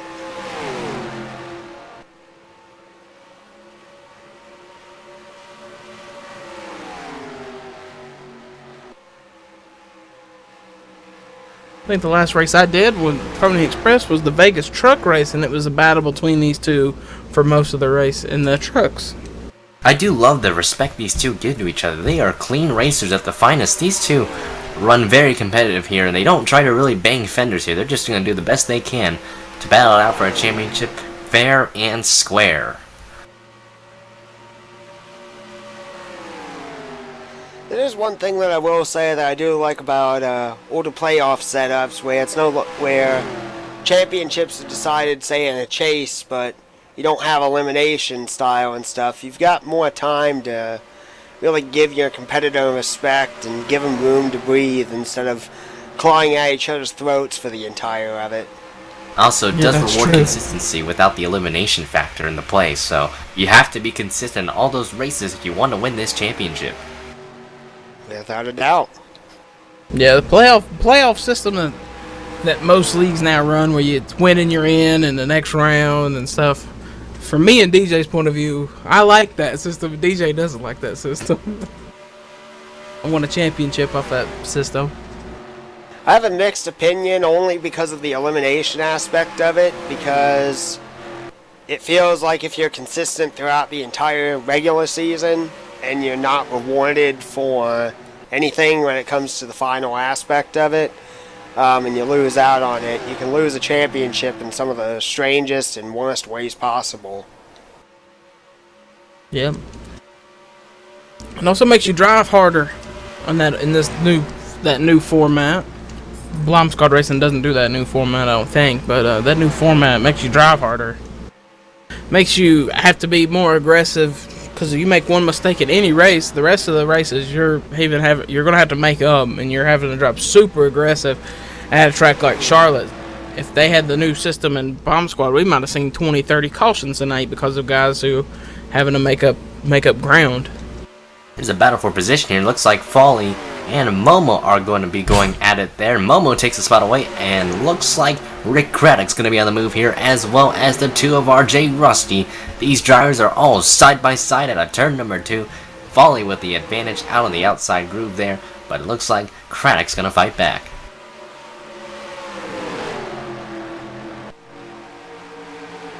Yeah, right there. Also in that battle, you have Chevy Chase and BSR Pockets currently running 9th. Who picked it to finish 9th? Was that you, DJ? Me and chose Blake. 11th. Oh yeah, you and Blake picked Pockets to be 9th. He's currently 9th.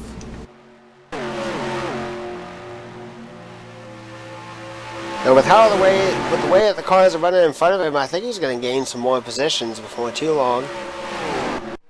Don't look now, though. We're gonna have a third car to this lead pack. Nelly ran him down. Definitely caught Terry Scott by a landslide there. He ran on 29.7, while Texan ran on 29.9, so he's actually tenths faster than the leaders right here. So Nelly is on the charge here, but the question is, are the tires killed quite yet for that 103 machine? BSR Quack has pulled the number 8 Chevrolet to the garage, and he is retired from the event.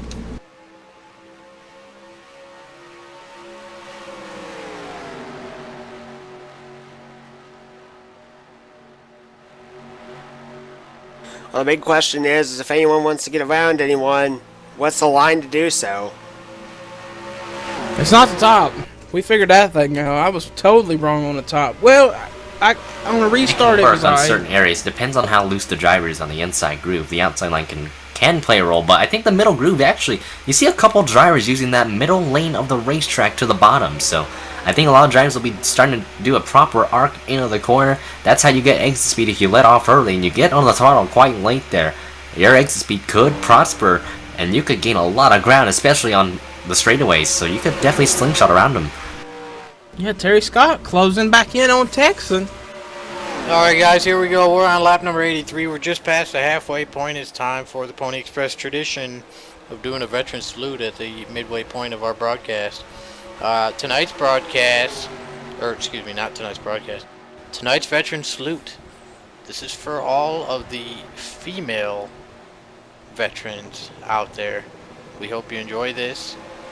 And as Nelly Rex, caution's going to come out, but we're still going to roll the veteran salute. Here's a veteran salute for all the female veterans out there, and we will be right back.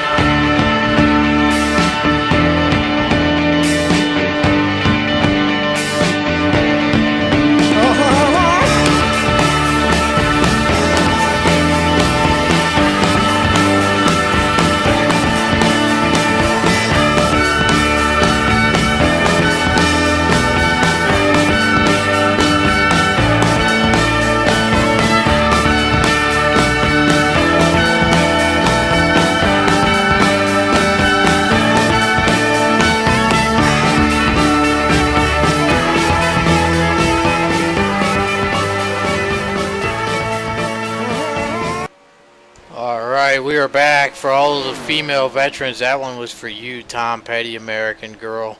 Rest in peace, Tom Petty. And also to you female veterans out there, as we see our leader making his green flag pit stop. Remember, this is Breast Cancer Awareness. Schedule your mammogram today.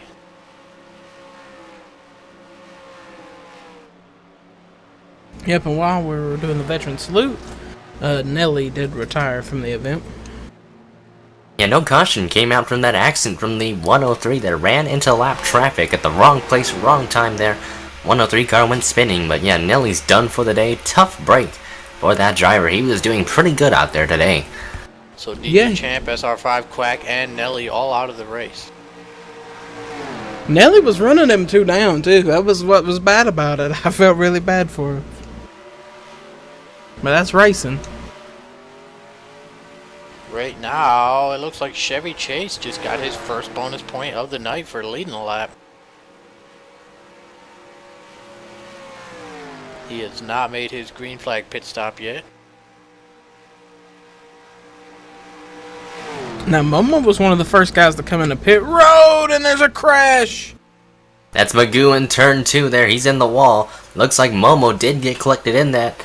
And that is a lot of damage to the 144. Magoo certainly not making friends here at Charlotte. Well, more like not really getting a handle on the track there. And certainly Charlotte's not his best track, looks like, so far. That's going to be good for Chevy and all the rest of the guys who hadn't made their stops yet. There's some cars who are lapped down who are going to have to take a wave around, and Chevy's going to get to pit under caution. Let's head over to the caution rewind screen, though, while they're doing that, and see what happened to Momo. Just get to the point, let's roll another joint, let's head on down the road. There's somewhere I gotta go, and you don't know how it feels, you don't know how it feels to be me.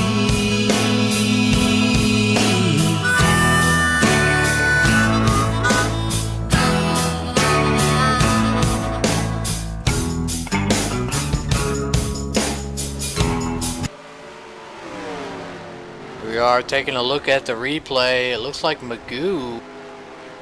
Looks like Magoo could have had a mechanical failure. Yeah, not sure. No, he stayed out on pit lane. I think that's what the issue was, because he's on older tires and just... Momo was on fresh tires compared to... Commentator's curse got him. I was just talking about Momo, and it wrecked.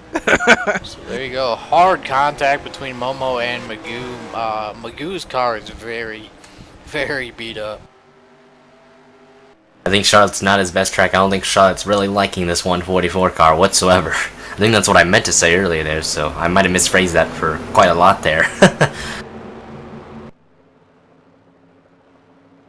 Crazy turn of events, though. Texans lucky dog. Terry Scott's going to have to take a wave around. Yeah, I believe Axel Foley, Rick Craddock also going to take wave arounds.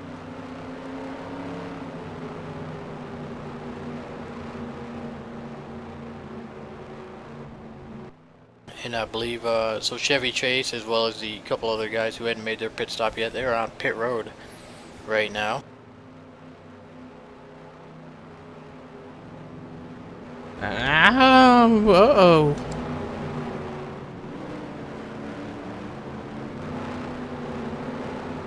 Looks like another retiree, Steven has dropped out of the event here.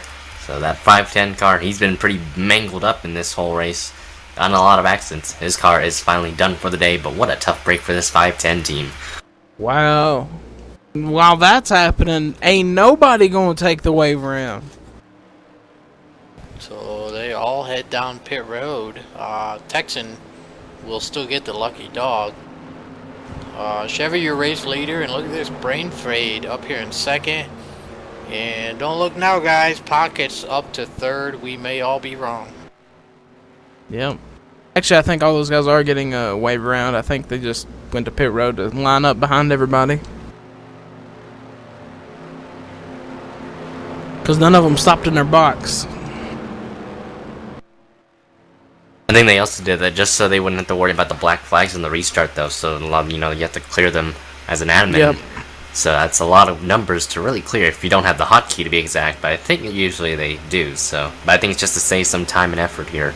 They still gotta add them, score them laps back, I believe. But otherwise, yeah, they're gonna be at the tail end of the lead lap there. So for those that are taking the wave around. It definitely has been an interesting night of racing. Many cars that have been up near the front or up and competitive, unfortunately, have gotten taken out. And then many cars from the back has managed to make their way up front and managed to challenge for the lead and just everything. It's been a very climactic night at Charlotte. That's why open setup racing's fun. It's fun to watch, but not race. Because these guys can make all these changes they want, make wedge adjustments, air pressure adjustments, track bar adjustments.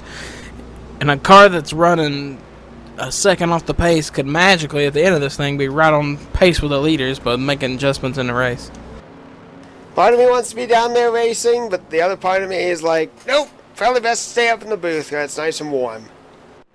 Imagine in NR you have crew chiefs, so like real legit people that actually will help you out in strategy. See, now when we race in NR as racers, because I believe we all still race to this day, right? So we have to decide the strategy for ourselves, you know, when you think about it. Yeah, best you've got. I was gonna say, at best you got a virtual spotter to let you know high, low, etc. But yeah. I know our racing has that feature. You can have somebody come in and be your crew chief and make. If you want to do a 2-tire stop, they can do it, where you don't have to go through your F key menu and do it. Absolutely. Pony Express Gaming does it every Monday and Tuesday night at 11 p.m. Eastern. Me and Tyler, we do that. We spot and crew chief for each other, and we stream it live. So check that out Monday and Tuesday nights. Lights are out on the pace car. We're going to go back to green flag racing here on lap number 96. Chevy on the inside, brain fade on the outside. Speaking of Tyler, he's in the chat. Fuck Tyler. I seen him wreck at Charlotte in the trucks. That was probably, I was his spotter, like I said, and that was probably my fault. I'm at least taking partial blame for that. And here we go. Green flag's gonna wave once again. Looks like RJ Rusty spun the tires there on the outside groove. That outside line, not that fast. And Hot Rod with the slide there, and he had an amazing save there. What excellent car control. He is very, very lucky no one plowed into the back of him. Larry didn't just spin the tires on the restart, he spun them down the whole front stretch. Look at this, Pocket's still up here in third place. Rusty right behind him, and Bama in the top 5. He must have put an extra bit of teriyaki on them rear tires for Hot Rod, because he was squealing them down the front straightaway. Look at this, Pockets for second place over Brain Fade. Look at him go. He's taking the spot away, and he clears Brain Fade. Rusty's going to try and do the same thing there on the inside. Not able to do it, and Brain Fade doing a great job there in that third spot. That Toyota's been in the back most of this race, but now we see him showcase his talent possibly as he's in the front there running in third due to pit strategy. I think everybody got Pockets wrong. Everybody got Pockets wrong. He's up here running second. Yep, only half a second away from the lead. That is amazing. And I cannot believe how close he is getting to the number 096.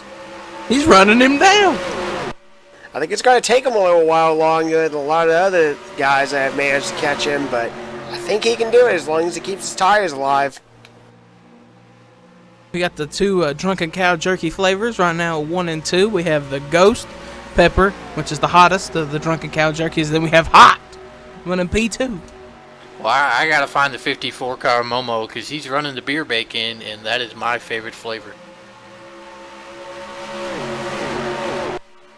I just like the Ghost Pepper name. Meanwhile, Fujirakia. Look at this, here comes Texan, the first of the cars who had to take the wave around. Texan moving his way, gets by Magoo, takes over P6. I actually believe the 201 had the lucky dog when the caution came out, so you might be a bit wrong there, but that's okay. But yeah, Texan's certainly going to be on the charge here. He's wanting to get track position with the 66 mired back in traffic because Terry Scott is a wave around car. So this is going to be a lot of points on the line here for Texan and Terry Scott here, but Texan is going to be the beneficiary here. Look at RJ Rusty turning on the jet. Yeah. Indeed, I was just about to say he just managed to get around the 38. Now he is on a hard, fast charge to catch the car Chevy Chase. He's running another one of the Pony Express Bomb Squad Racing sponsors, the Medicine Chest. He is closing in on Chevy.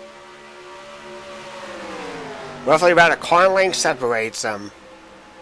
I don't know about you, but I feel like RJ Rusty reminds me of the driving style. His driving style is similar to that of Mika Hakkinen. If you ever watched Formula 1, Hakkinen really likes driving loose race cars, and we've seen this 2-car wiggle around as he's going for that race lead down at the bottom of the track. And just like that, RJ Rusty has taken the lead. New leader, car number 2.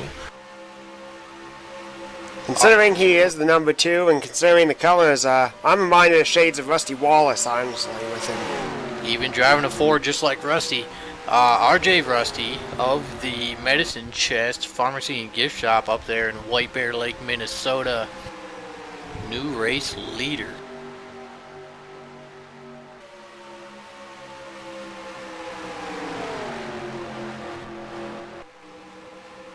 Man, this race has been exciting. We've had different leaders.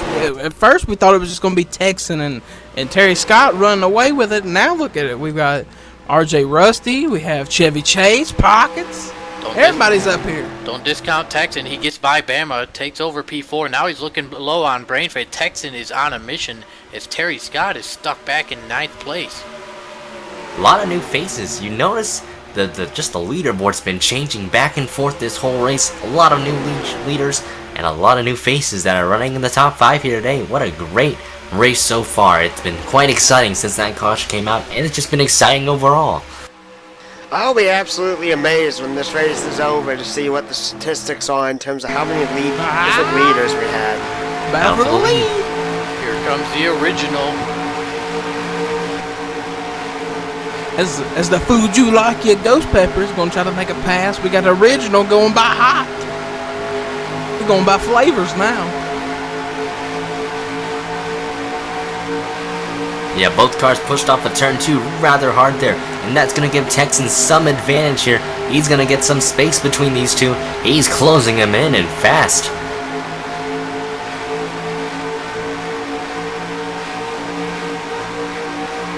And turns 1 and 2, single file line, but man, they've got some speed. Look at Chevy up on that high side trying to use that momentum. It worked. Been down the front straightaway. It didn't work that time down the back. It's Texan has reeled him in. There he goes up again, running a little bit higher. Man, down the front straightaway, he gets a run. And Brainfade smacked him off of turn 4 there, but it's a 3-horse race here. 1 Ford versus 2 Chevrolets here. But Chevy Chase, look at the entrance he got and the center. What a great run off of turn 2. He's using that top side. Surprise, surprise that he has managed to keeping it right into the grip. Look at him. I'm losing my mind at how well he's controlling that. I think that outside line is kicking in there, Corey. I think it's just a matter of how well you drive that car in the outside groove. Side-by-side battle for the lead. 096 versus the 2 into turn 2. And the 096 is going to clear. Yeah, but he brought the 201 with him, but I don't think he wanted to bring him with him. This could be a blessing in disguise, as RJ could definitely be able to recoup himself and get back on the charge behind.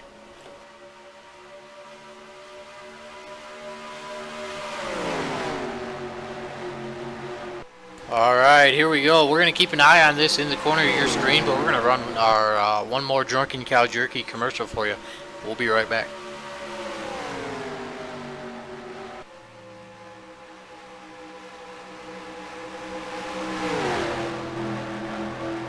Made with the freshest ingredients from local growers, it's Heyman's Drunken Cow Jerky, delivering 5 flavors of whiskey-soaked steak jerky made in the heart of Dallas, Texas.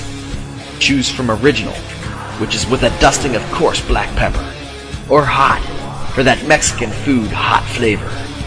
Teriyaki, an original twist with a hint of sweet. And for those who have an adventuresome palate, try Ghost Pepper.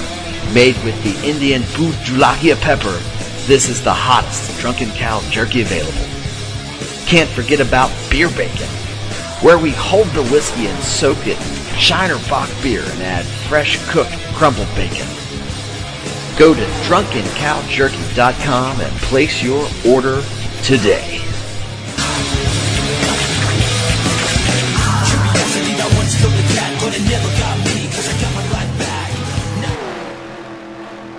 We are back. Look at this battle between Chevy and Texan for the race lead. Just tiny little twitches between the cars as they go into the corners, but they're fast as lightning. Man, the Chevy is running that top, and that's what I said in the pre-race. That top's got all that momentum. You can keep it matted to the floor up there. I thought I was going to be wrong all racing along about it, because everybody's passing on the bottom. I think I might have been the one wrong, but it depends on how you drive it, because the inside line can work too, so it is a multi-groove racetrack when we think about it now, so I don't think there's really a dominant line. But definitely, we've seen drivers use multiple lanes of the racetrack here, as Chevy Chase holding strong up high, but Texan down to the bottom. Oh man, Texan kind of used what they do today. He got up on that quarter panel, yanked it down, try to pull that air off of the 096. Let's see if it helps him. Side-by-side battle. Nope, that 096 using that momentum on the top. RJ Rusty got the wall. That's going to get Pockets back third as a Shrunken Cow Jerky. 1, 2, 3. Back of the pack there, they got all stacked up there. RJ Rusty got passed by BSR Pockets for the third spot. Rusty's falling back like a rock here, but he's down to fourth. But look at the back out the field. Terry Scott's still in that secondary pack back there, behind Brain Fate and Credit. I think the craziest thing is the fact. Wow. I think the crazy fact is that these two guys in front are pulling away, but we are not even near the white flag lap. Chevy's getting a little loose up there now. I think if these two keep battling, BSR Pockets could actually have an opportunity to pounce on these two. Wonder if they're having a racer's gentleman agreement. Alright, if you slow up and ease off of me, I slow up, ease off of you, maybe we can just pull away. These Drunken Cow Jerky flavor cars, all of them are fast every week.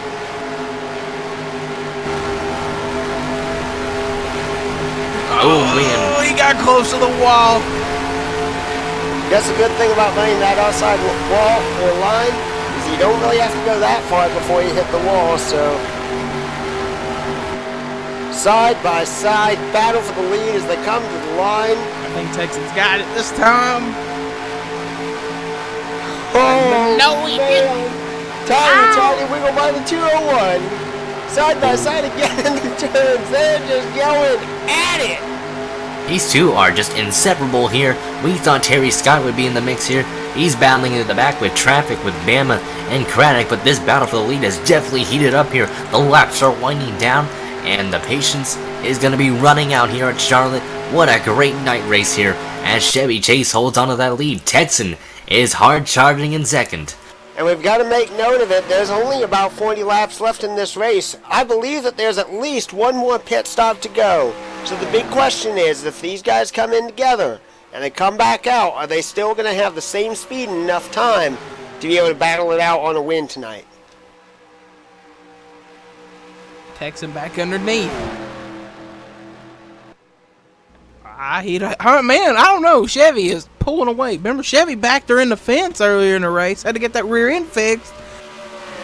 They're about even. If you look at the lap times just recently, they were only 1,000th apart from each other in terms of lap time. That is spectacular speed between the top two compared to Pockets with a 30.6 there. So they definitely have pulled away and broken away from Pockets himself. But Pockets with an excellent run there in that third spot, but this lead is still on.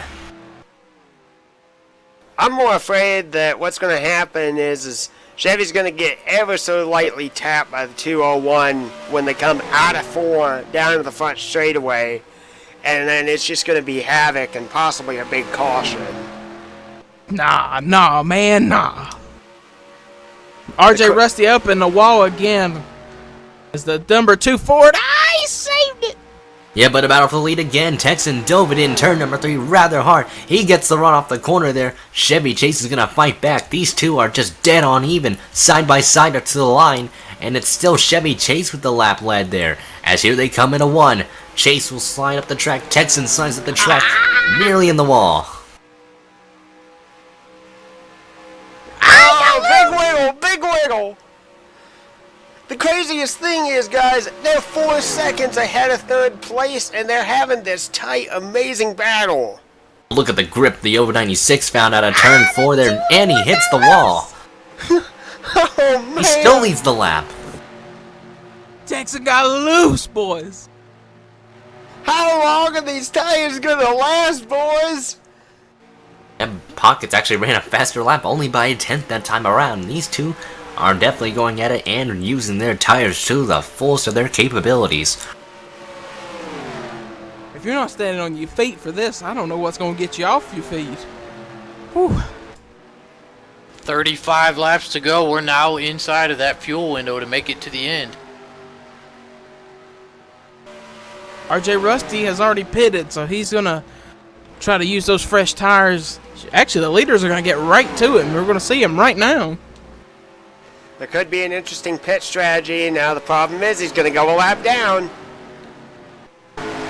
Yeah, he's going to go a lap down, but he's going to have way fresh tires. He's going to have to... He's basically going to have to wear his stuff out to try to gain some track position and time back up. I would say at this point he should probably just tuck in behind first and second, just follow them around, and when they have to make this stop, go ahead and charge with them. I think Axel Foley is coming down pit road. He is. Pit stops are happening. Terry Scott coming in. This would be a good strategy call for the 66 team. They can gain some time on the leaders. This could help him. Rusty had a big run right there. Big run. Fresh tires definitely kicking in. Yeah. Look at him diving into turn number 1 there. He got around Chevy Chase quickly. That's going to give some time for Texan to gain. He blew by both of them like they were sitting still out there. That was a terrible area to really pass that 096 that much to probably Chevy Chase's displeasure. But these two are dead on even, and Chase is in the wall. Oh, Chevy's in the wall! He probably blew a tire. He might have blown a tire there. Oh, yeah, something, yeah, down. He spun it. Now he's in the grass, though. You do not get a caution in the grass. So we are going to stay green. No. He's in a lot of trouble. There goes his race right there. He's still spinning. Yeah, the wheels spin. Well, he's got a flat tire. He can't steer. Yeah, that's true. He drove his guts out. Yeah, you can see the flat tire on the 096. Right front. This Texan's down to pit road, and he smoked him up trying to get down there.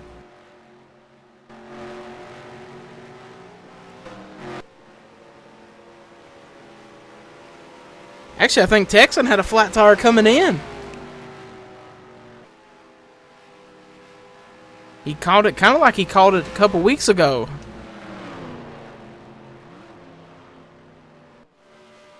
That might cost them a lot of time, though, because Terry Scott came in earlier. So we're going to see where this 66 ends up on the track here. So we're going to compare those lap times here. Fresh tires definitely going to be in play for Texan and for Chevy Chase, but mostly for Texan himself. Yeah. My big question is, considering all the laps that Chevy Chase led, how bad is that going to hurt him in the points? We're going to have to wait and see where Chevy finishes this race. 30 laps to go. He could still catch a caution and get back up there, battle for the win. Yeah, Pockets is pitting right now. And so is ECT Bama.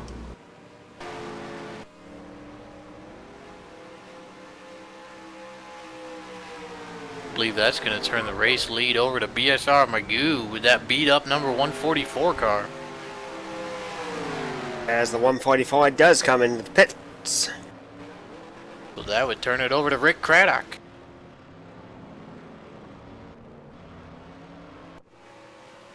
Who is just coming off of pit road. Yeah, I don't know who the leader is. It might be RJ Rusty. Because he was one of the first cars in, or it's Terry Scott. We'll have to wait and see. Actually, it might be Texan. I think it is going to be Texan.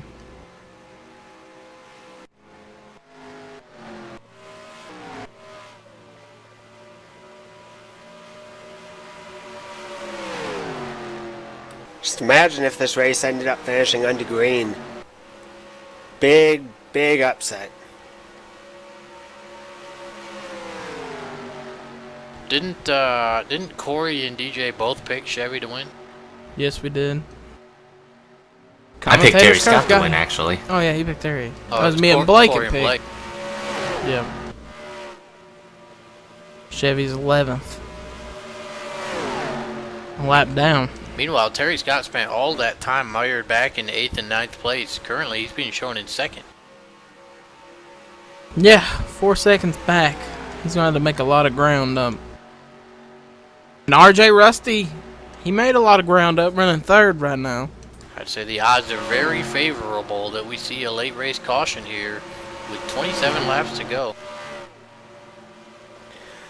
As they currently run, the distance between first and second is about 4 seconds, and then from second to third is 11.36 seconds back. Meanwhile, So big space between our leaders. Meanwhile, just to point this out real quick, you see Jimmy Dale right there behind Texan.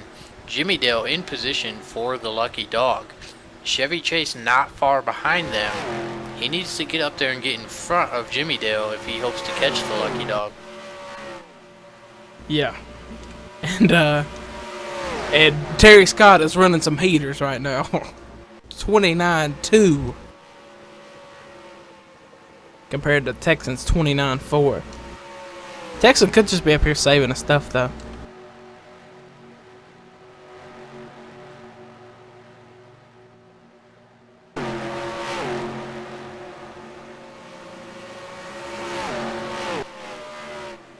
Give a shout out to Terry Scott though. He's doing a great job there. He was actually one of the cars that had to take a wave run, so meaning they didn't really have to pit. They couldn't really pit there, so he's done a remarkable job with strategy calls there, and he's on those fresh tires. Not as fresh as Chevy Chase, obviously, but We got a car even around so, on the he's back up in straightaway. Rick second. Craddock. No caution. Yep, looks like he got maybe a flat tire. Maybe it looks like, or he looks like he might have self-spun again actually. And when you hear car spun on, oh, he's got a flat now though. Potentially a left front. Yeah, flat tire to the 22. Tough break for Rick Craddock. Having a great race. Definitely on the left side there. He's got flats on the left side of the car. Yeah, that is a tough break there and a rocky way to have Charlotte go for him. Now, if you're Chevy Chase, knowing that you just heard somebody spin out, no caution come out, you got to run down this 33. You don't want to have to take a wave around and then hope for a caution.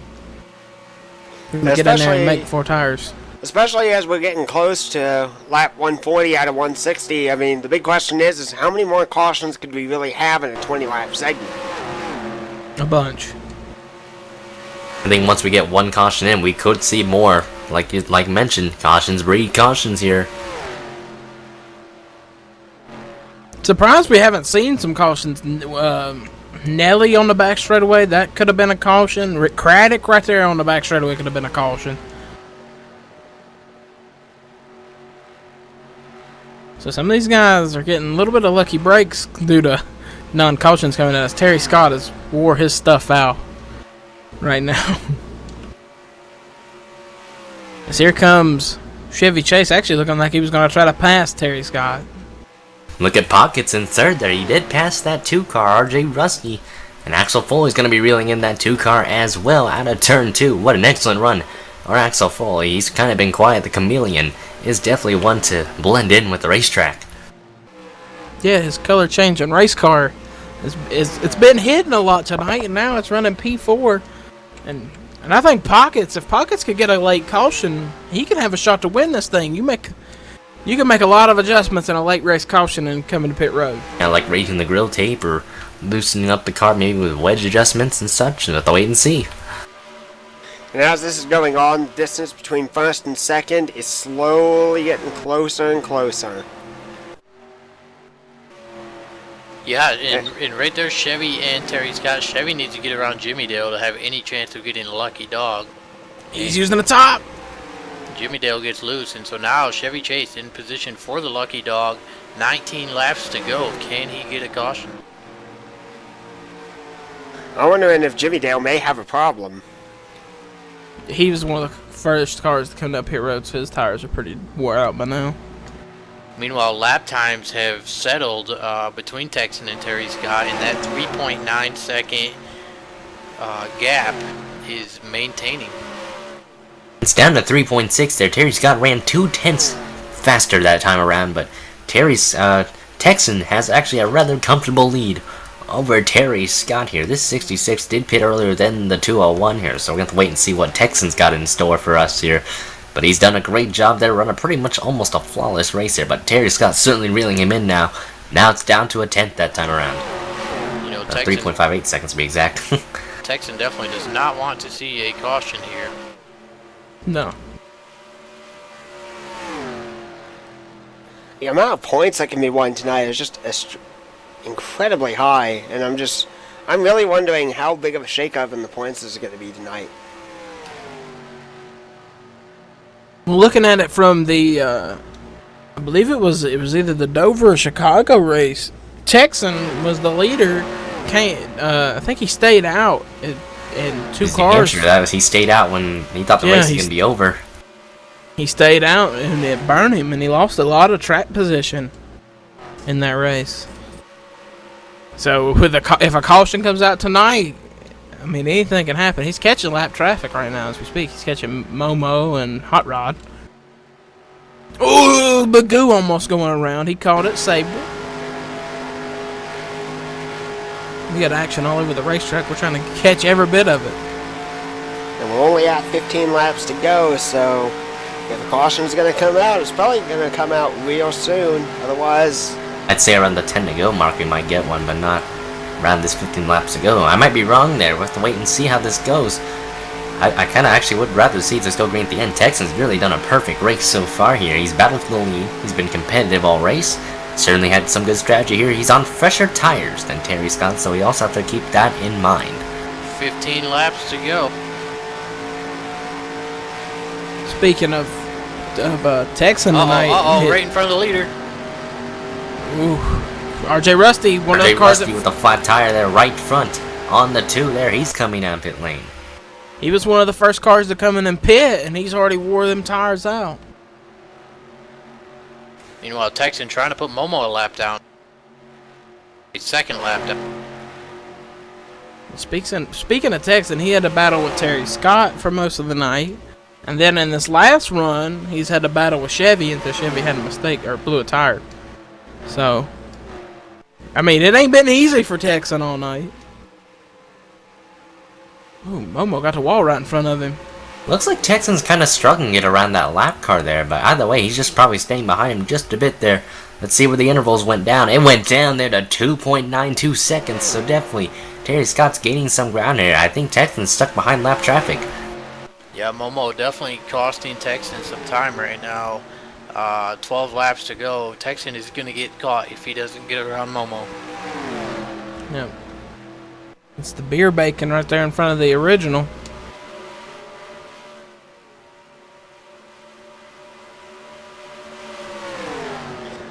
I mean, at this point, I know that everyone is trying to keep their laps and everything like that, but I would almost say just let the leader go by. Don't hold him up so badly. Oh! Damn, he almost got the wall. You can't tell me these guys ain't up on the wheel right now. Lap cars, lead lap cars. That time by Texan gained a 1/10 of a second, back to a 3-second gap. Yeah, he's making Momo do some work. He said, "You're gonna stay in front of me. I'm gonna make you move." Well, the question is he just staying behind him just because, or is he just gonna try to make him move? Because he's kind of swerving around there. He's trying to look, but he's just been staying behind. There he goes. Actually, I just corrected myself there. And he's gonna get around Momo without much of a hassle. Oh, he saved it. Good save by Momo there, but that's a bit of an awkward spot to be in. He's coming. There we go. 10 laps to go at the line, and it's a 3.3 second gap.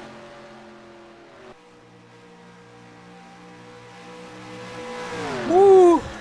Wow, what a big shift here. I mean, the big question is right now, I mean, they're not making it easy on Texas. No, they are not. Have a stroke, that car. Here they go to the line with only 8 laps remaining. I think Terry Scott's tires are shot. Yeah. That would have been a caution right there. If Momo would have spun it, didn't save it, that would have been the caution. Just imagine if he ended up accidentally taking out Texan and knocking out second and maybe even third place or so. Third place is 16 seconds back. I hope he wouldn't take out third place. That's true. That means third place hit there with no brakes. Like a brakes. Laps ticking down, and Terry Scott no longer gaining, now 3.4 seconds back. Yeah, here comes RJ Rusty on fresh tires. He's got he might nothing not to make lose. he might not make this easy. He's going to try to run Texan down.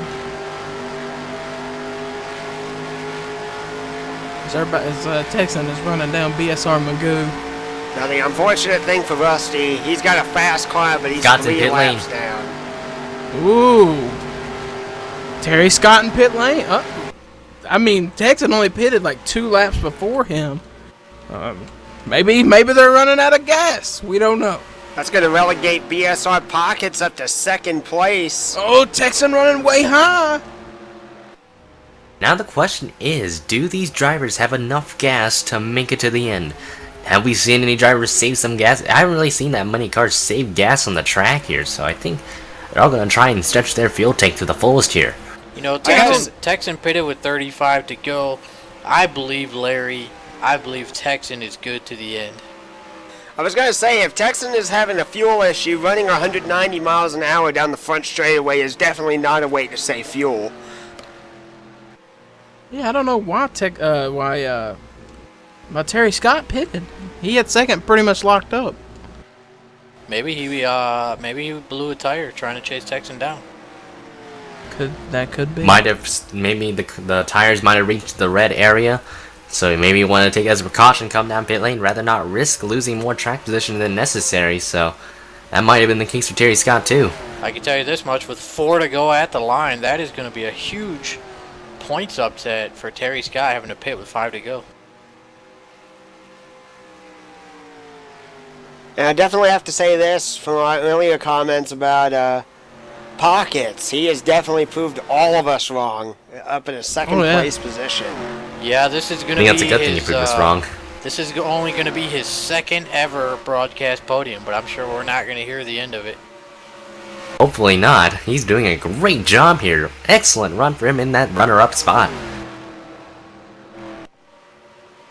Like I said, if he got a caution a little bit earlier... Oh, somebody was in the grass. Oh, look at this battle here. Hot Rod, Foley, and Bama all going at it there. Hot Rod's been gunning on a hot... Oh, there they go! There's a spin! There's a big That's the spin. race. Can Texan get through this spin? Texan's got to get through this Oh, spin. and He's gotta Magoo get through. slams Oh, into they're the in the middle of the 65. racetrack. That's it. I think that's going to be it here. The yellow flag is indeed out. Yeah, they're racing back to it. It's 2 to go. It's over, basically. And I believe if he No can be able to way. keep the car on power, BSR Texan will be your winner tonight. Wow.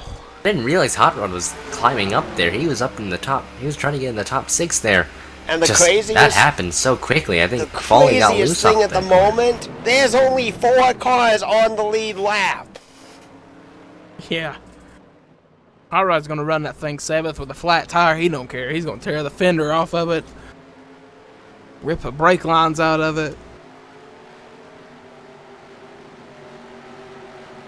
What a race, though.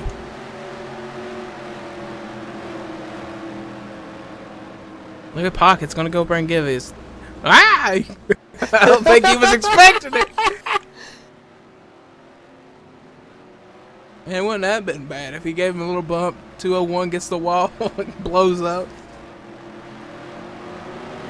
That'd be a weird talk on the Drunken Cow Jerky trailer. Coming to the white flag. Yep, as we pace around, the white flag is gonna fly here at Charlotte Motor Speedway. Real quick question, is this, at least this is for me, this is like the 3rd event that's finished under yellow. For the last 2 weeks, how has that been? Didn't end up in yellow New Hampshire. I think both they've ended in yellow as well, actually, because Yeah, Dover was Dover yellow. we had a wreck on the last restart. New Hampshire was like that as well. So yeah, they've all ended under yellow so far. So it's Yeah, New Hampshire we had the big I'd say the crash last on the last restarts have lap. been insane though, but man, it's just not the way I don't think a lot of us wanted to see it end, especially under yellow. But it certainly is a sign of relief for BSR Texan here. He's certainly gonna win if he can get that car to the line. And even if he would have run out of gas, all he has to do is coast it.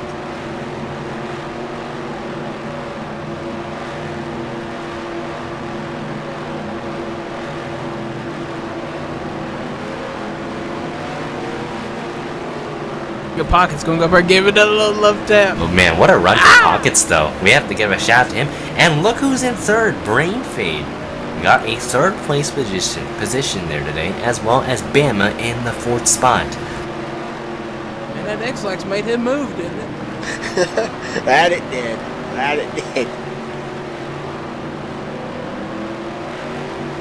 Oh, Jimmy Dale's drifted back there. He had nothing to lose, just a drifter around there. Coming to the checkered flag, BSR Texan is going to be your fall Charlotte winner. It was a race right there, boys. Pocket second there. Like we mentioned, we were all wrong there. Thank goodness. I think that was a good thing. We were wrong there. Usually when we mention where he finishes, he doesn't really finish exactly where he wants to be. But I think we all underestimated BSR Pockets today. We need to give a shout out to him there. We were all wrong. I think that guy that was online predicted him getting a top 5, I think, 5th. Yep. So he was the closest one out there. Oh wow, a lot of look at the top 5. It's pretty much almost an upset of cars up there. So Brain Fade like 3rd, and as well as that 0-2 there of Bama in 4th. So we haven't seen those 3 normally up in the front there.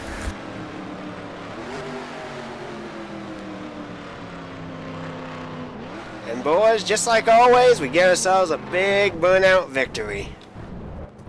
DrunkenCowJerky.com. Go get you some original.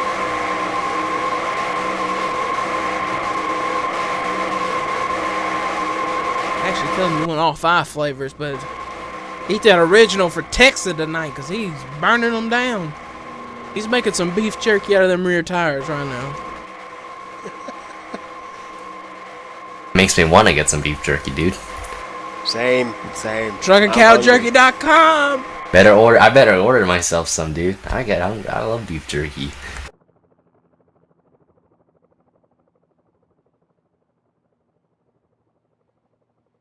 So there you have it. Texan wins Charlotte, round number 4 of the Chase Drunken Cow Jerky Thursday Night Cup Series at Bomb Squad Racing. Let's head over to Victory Lane for some post-race interviews.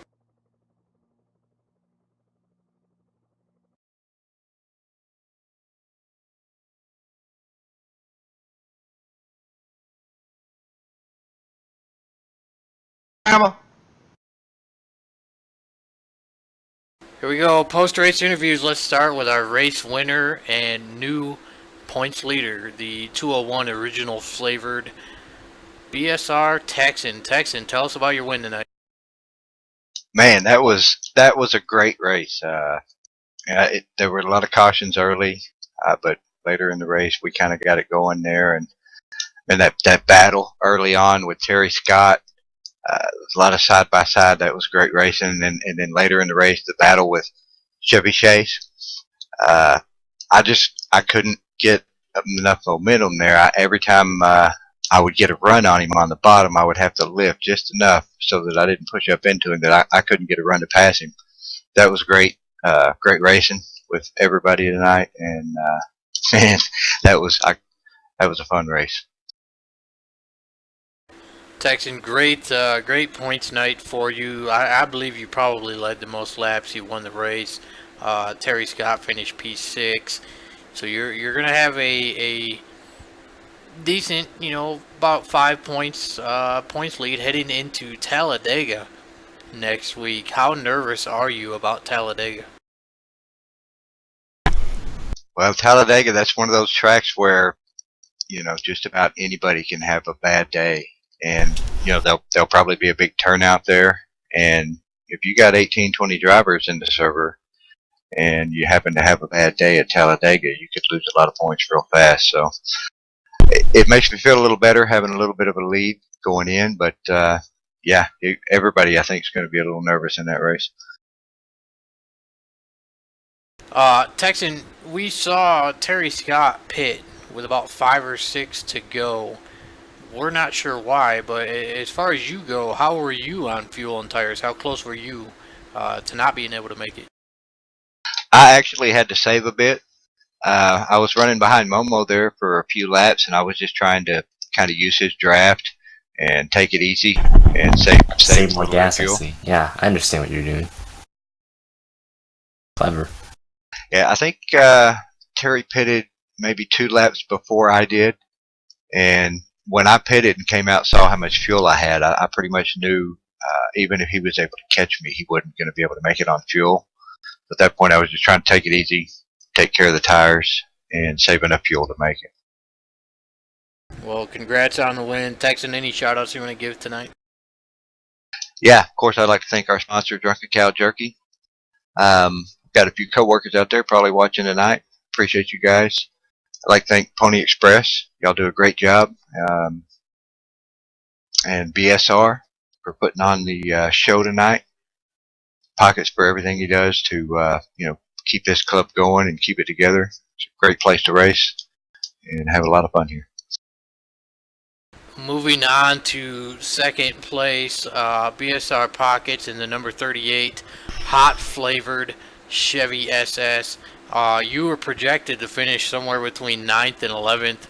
You proved us all wrong. You got your second ever broadcast podium. Tell us about your race. Everybody step aside. Let me step up on this podium right here. Bitches. Thanks a lot, y'all. That was a hell of a race. And I'll tell you what, when y'all drug me into the booth and my good friend Randy Kaplan said he thought I was going to finish 5th, you wouldn't believe the motivation that gave me. I said, man, I got to bring home a 5th place for my man Randy. And I stayed motivated, and Chevy had some bad luck there. Chevy, one of the best, had some bad luck. Terry Scott, he just underestimated his fuel there, and I just stuck with the program. Tried to stay clean all night, and it ended up with a 2nd place. I'm very happy with this 2nd place.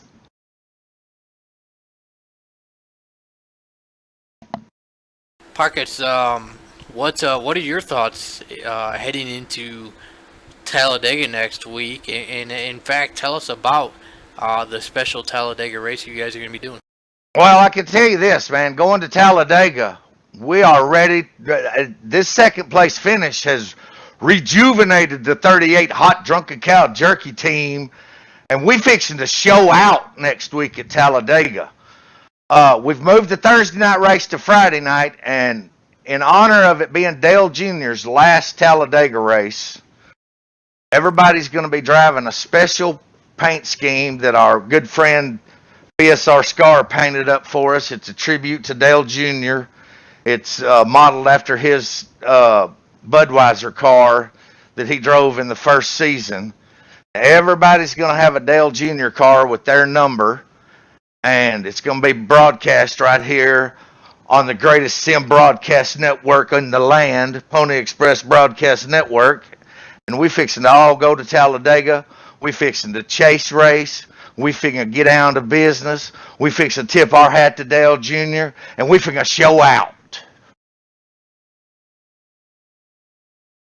And Pockets, any shout-outs tonight? I want to give a special shout-out, like I said, to my buddy Randy. Thanks for the motivation. Thanks for you guys in the booth for hating and giving me some motivation. I want to give a special shout-out, as always, to Mark Heyman, Richard Heyman, all the fine folks down in Dallas, Texas, Drunken Cow Jerky. Visit drunkencowjerky.com for the finest craft-made whiskey and beer soaked beef jerky on the planet. All my homies at BSR. My man Bama come over from ACT, raced with us tonight. Good to see him. Wish him some luck tomorrow. He's going in for a little hip replacement surgery so he can get his dancing legs back under him, get his groove on. Wish him some good luck. The Medicine Chest, Real Tech, hello Sunshine, hello Holla Rhoda. Man Tyler, I see you out there. Hey Tyler, suck it. And all my guys up in the booth right here. I want to give a special shout out to Break Warren, DJ Diecast Curtis, and my main man, Mean Gene, Corey Gene. And you, Mark, I appreciate y'all, man. That was a fun race. I hope everybody out there enjoyed it. All right, moving on to third place, BSR Brain Fade. I don't know how you follow that up, but congrats. Yeah, it's a tough act. Congrats on your podium. Tell us about your race. Thank you. I don't know who fell off. I guess it was Terry fell off the podium and within the last 10 laps, so I didn't expect to be here. But I don't know. His bad luck is my good luck, I guess. But yeah, the race kind of fell my way at the end. Yeah, it was a good race. I don't know how anybody follows Pockets. He usually takes the mic and says a bunch of stuff, and then he drops it, and then it's broken. So it's hard to follow. Oh, y'all knew y'all was in for it when I got up on the second place podium. You knew it was on then. We were ecstatic to see you in that second place spot. All right, Brain Fade, any shout outs you want to give tonight? Yeah, of course, you all the other BSR admins, for doing all the work they do during the race, and for Pockets and everybody else that does everything before the race. Thank you for that. I do want to give a shout out to Quack. I spun him early and apologize for that. Tried to let him go, but didn't quite give him enough room and spun him out. So that was the low point of the race for me anyway, but yeah, that's part of racing. And of course, all our sponsors, Drunken Cow, Medicine Chest, Foils Trucking. I don't know. Pockets already named them all anyway, so. Oh, yeah, Brian Voles, he out on the road. He's probably watching. What up, Brian? Thanks for tuning in. Brian Voles Trucking and my good friend Tim Scarborough over at WLS Graphics. Forgot to mention them. See, Pockets knows it all. All right, so there you have it. And thank you guys for the booth, yes. Round number 4 of the Drunken Cow Jerky Thursday night chase for the Cup at Bomb Squad Racing. We were live from Charlotte tonight. We just talked to our podium finishers. I want to remind you, this is October. It's Breast Cancer Awareness Month. Be sure to save the tatas, schedule your mammogram. I also want to say, rest in peace, Tom Petty. We heard some of his music tonight. And also, thoughts and prayers to all the victims of the Las Vegas attacks. We hope you enjoyed tonight's show. We'll be live on the air again tomorrow night. BSR Tyler's going to get his ass in the booth as we stay up late and head over to Insomniacs as Pockets is trying to win a championship. That's right. Join us over to the Insomniacs right here on Pony Express Broadcast Network as we head to, I believe we're at where are we at? Daytona, Talladega? Talladega, I believe. Talladega, baby. We'll be showing out over there tomorrow night, too, so y'all tune in. We'll be here with the guys at Pony Express Broadcast Network. And, yeah, I'm a big fan of the Tatas, so y'all do whatever you can to save those Tatas. And in all seriousness, really, everybody, our thoughts are with all the folks that has been affected by this tragedy here lately for a serious note here for a second. So we want to make sure to let everybody know that we're remembering those folks and everything like that. So y'all out there, y'all go out tomorrow. Be good to people, man. Just, you know what I mean? Love somebody. All right, and as always, thank you to all our veterans out there, especially the female ones. Remember, Breast Cancer Awareness Month. We'll see you tomorrow night. Take it easy. Later. Good night, everyone. Good night.